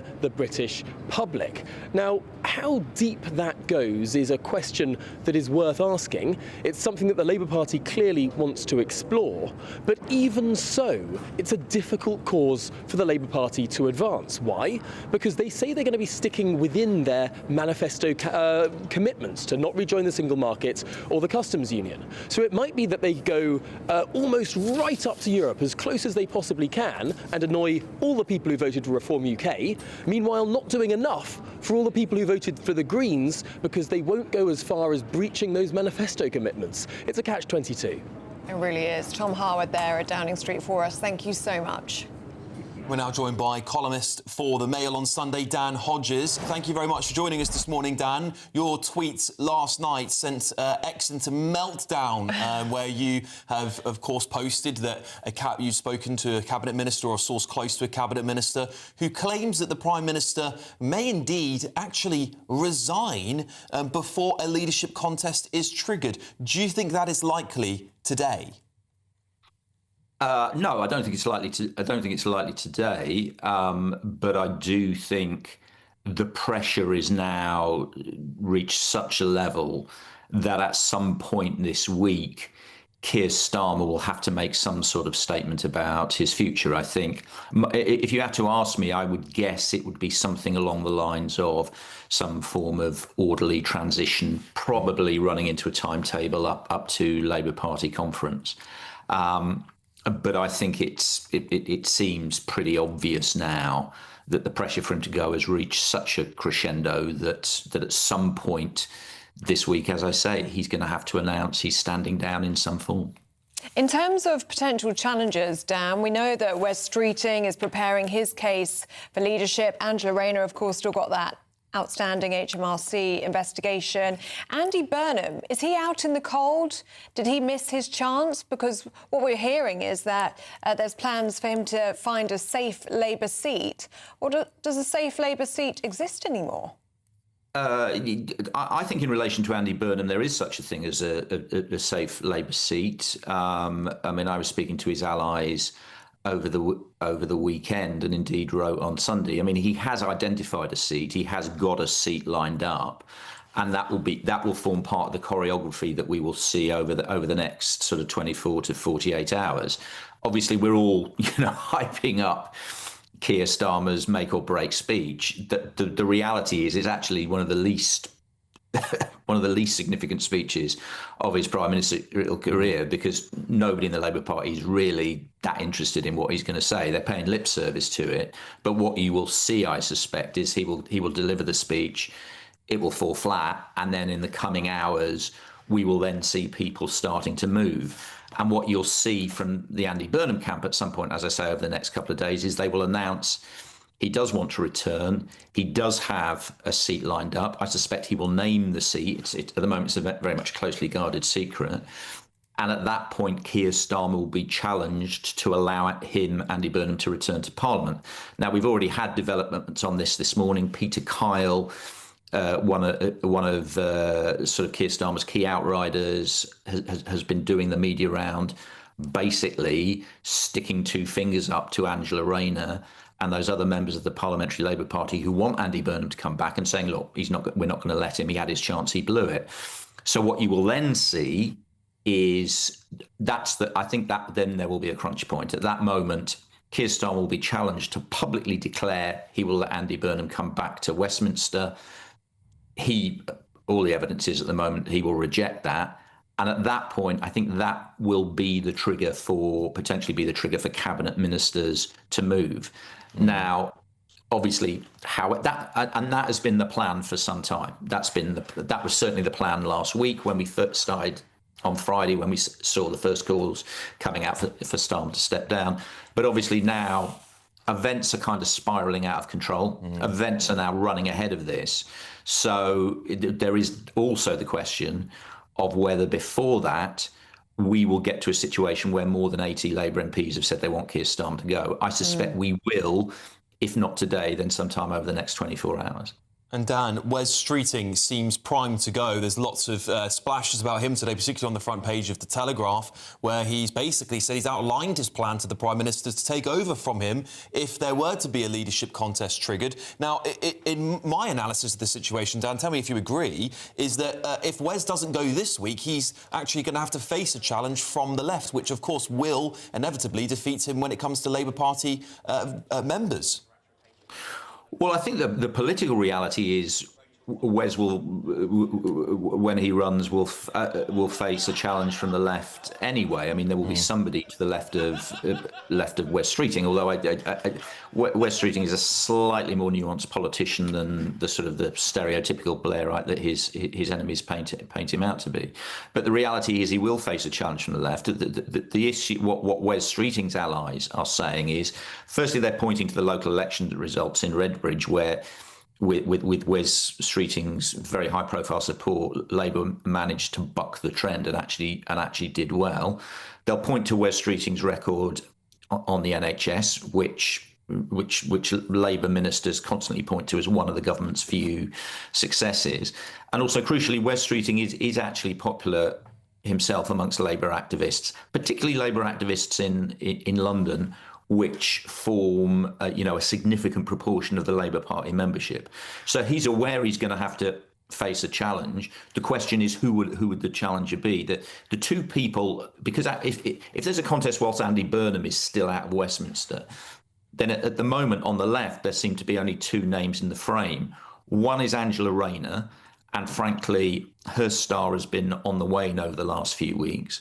And the other name, which isn't being talked about a lot, but I think is becoming more and more credible, is Ed Miliband. Now, he's popular on the left. He's very popular with the Labour activists, but he does obviously have the minor baggage of, his disastrous election campaign back in 2010, which would alarm Labour MPs. So Wes Streeting does have a route. There's all these people saying there's no way Wes Streeting can do it. In the current climate, Wes Streeting does definitely have a route. I wouldn't have him as favourite, but he's certainly in the mix. OK, Dan Hodges, fascinating to talk to you this morning. Thank you so much for joining us on GB News Breakfast. The plot thickens. It does. It's going to be absolute box office here the next few days. So please don't go away. And of course, at 10 o'clock, we've got the Prime Minister talking as well. But before then, it's a Great British giveaway, £76,543 or 21 pence. Exactly. Here are all of the details that you need. £76,543 and 21 pence in tax-free cash could be yours this summer. That's totally tax-free cash to spend on anything you like. What would you spend it on? Treat the family and friends to the ultimate summer party, or just relax with enough cash in the bank to make this year your best yet. And remember, because it's totally tax-free cash, you'll get to keep every single penny. So what are you waiting for? For a chance to win £76,543 £6,543.21 in tax-free cash. Text cash to 63225. One entry costs £2.50 plus one standard network rate message. Or text bonus to 63225. 5 entries cost £5 plus one standard network rate message. Go to gbnews.com/win. Entries start at £2.50. Call 0903 686 3232. Calls cost £2.50 plus your network access charge. Or post your name and number to GB21 PO Box 8690 Derby DE1 9TT. UK only. Entrance must be 18 or over. Lines close at 4 p.m. on the 26th of June. This is a network giveaway. Entries will be pulled. Please check the closing time if listening or watching on demand. Good luck. Yes, good luck. Now, do stay with us. Still to come, we're going to be speaking to a Labour MP who is openly calling for his leader, Sir Keir Starmer, the Prime Minister, to resign. That is next. Britain deserves a newsroom that puts the facts and your voice first. Well, and that's what you get on GB News. Lively debates, lively conversation. And we're not afraid to hold power to account. And each other. So join me, Andrew Pearce. And me, Miriam Gates, for Britain's Newsroom, weekdays from 9:30 on GB News. Bold. They are under no illusion. Ray, are you a human trafficker? Boundless. I've had enough of the nonsense, and I'm not afraid to say it. Don't get this on the BBC. Every weeknight, I tear through the headlines. The smell of gasoline. Should we be worried about it? From Westminster madness to cultural war chaos. What I'm going to do now, they are throwing things out the car as we speak. Get ready, Britain. Here we go. Patrick Christie's tonight, weeknights from 9 p.m, only on GB News, Britain's news channel. Hi, I'm Michelle Dewberry, and my show is your opportunity to cut through all the noise and dive in headfirst to some robust debates. Ideas clash. Situation, isn't it? Because the failure is... You're deliberately avoiding my point. Nothing's held back. And if you think this is the end of it, wait for more. And we do not shy away from the difficult stuff. Sometimes I want to shake people and say, if only you understood. So join me on Jubes & Co. weeknights at 6 p.m, only on GB News, Britain's news channel. Westminster's full of talk, but out here, it's the real world. Am I allowed to talk then? No, that's it. This is where it matters, real people and real lives. That's what politics is all about. In fact, has Trump made a good start? No. Straight answers, no spin, and just a couple of pints. How many fingers have I got up? About 10. So join me for Lee Anderson's Real World every Friday at 7 p.m, only on GB News. The People's Channel, Britain's news channel. From the school run to the home run, watch a new show for all of Britain. So he can say whatever he wants. A straight talking show where all voices are heard. And, you know, when are we going to stop talking about smashing the gangs and actually do it? With the stories that matter from every part of our country. There's a bit of a crash landing there for your Chancellor. Bold, fearless and standing up for you. That's me, Martin Daubney, 3 p.m. till 6 p.m, weekdays, here only on GB News. The People's Channel, Britain's news channel. Westminster, the ultimate clique. And you're fighting like rats in a sack. But here on the Camilla Tominey Show, we ask the questions the establishment media is too scared to ask. OK, let me ask you a straight question, because I know you're a straight-talking politician. Whether it's net zero, illegal immigration or law and order, nothing is off limits. You had the power then. Yeah, as I and say, now you've lost it. That's the Camilla Tominey Show, a politics show that's fearless. But no, let me finish my question if you don't mind, because it is my show. Sundays at 9:30, only on GB News, the People's Channel, Britain's news channel.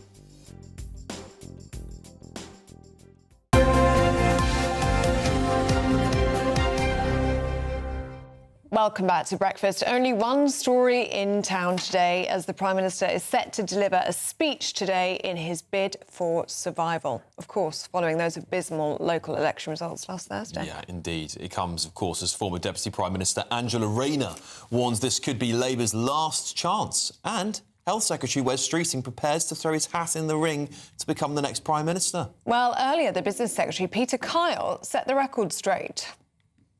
I think that our party is full of talent, and that is what you're seeing recognised in those headlines. Wes has done a fantastic job on the NHS. Rachel has done a great job in fixing the foundations of our economy. I like to think that I'm straining at the bit to make sure we can get a business set of policies that is unleashing the potential of British business. We are a government which is trying and has done a huge amount since we came into office, but we recognise that all of us have now got to turn up the dial. Well, we're now joined by Labour MP for Blackley and Middleton South, Graham Stringer, who is one of the 40 MPs publicly calling for the Prime Minister to go. Mr Stringer, thank you very much for joining us this morning. You want the Prime Minister to resign. Why do you want him to go now? And who do you think should take over? He's failed. I mean, I think he's tried his best. He's put a lot of energy into being Prime Minister. But I think after 2 years as Prime Minister and 6 years as leader of the Labour Party, he's not convinced the British public. Canvassing in the local elections was not a happy experience. I've been canvassing for over half a century, and I have never experienced such hostility to a Labour leader, even unpopular Labour leaders. It was in a category of its own. And I think if we want to win the next election, if we want to get the country back on its feet, if we want to save the Labour Party, then we have to have a new leader. And who should that new leader be? Well, I think it's not just about pretty faces. It's about, we've gone wrong not just because Keir can't communicate and doesn't have the confidence of people in this country. It's also the policies have not been as successful as I would want them to be.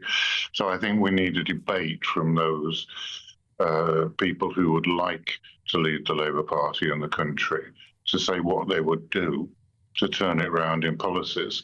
We know we've got illegal migration at levels that are impossible to sustain, and we've not been effective in that. We've got energy prices too high. The economy isn't growing.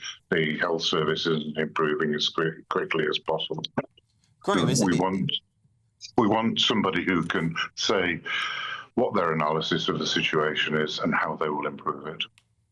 Graham, just briefly, will it not be worse? Will not changing leader now be a terrible decision for the government, considering that, of course, even the Prime Minister struggled to get things up and running? At least he is in office and knows the challenges facing the country. Someone new will have to get started all over again.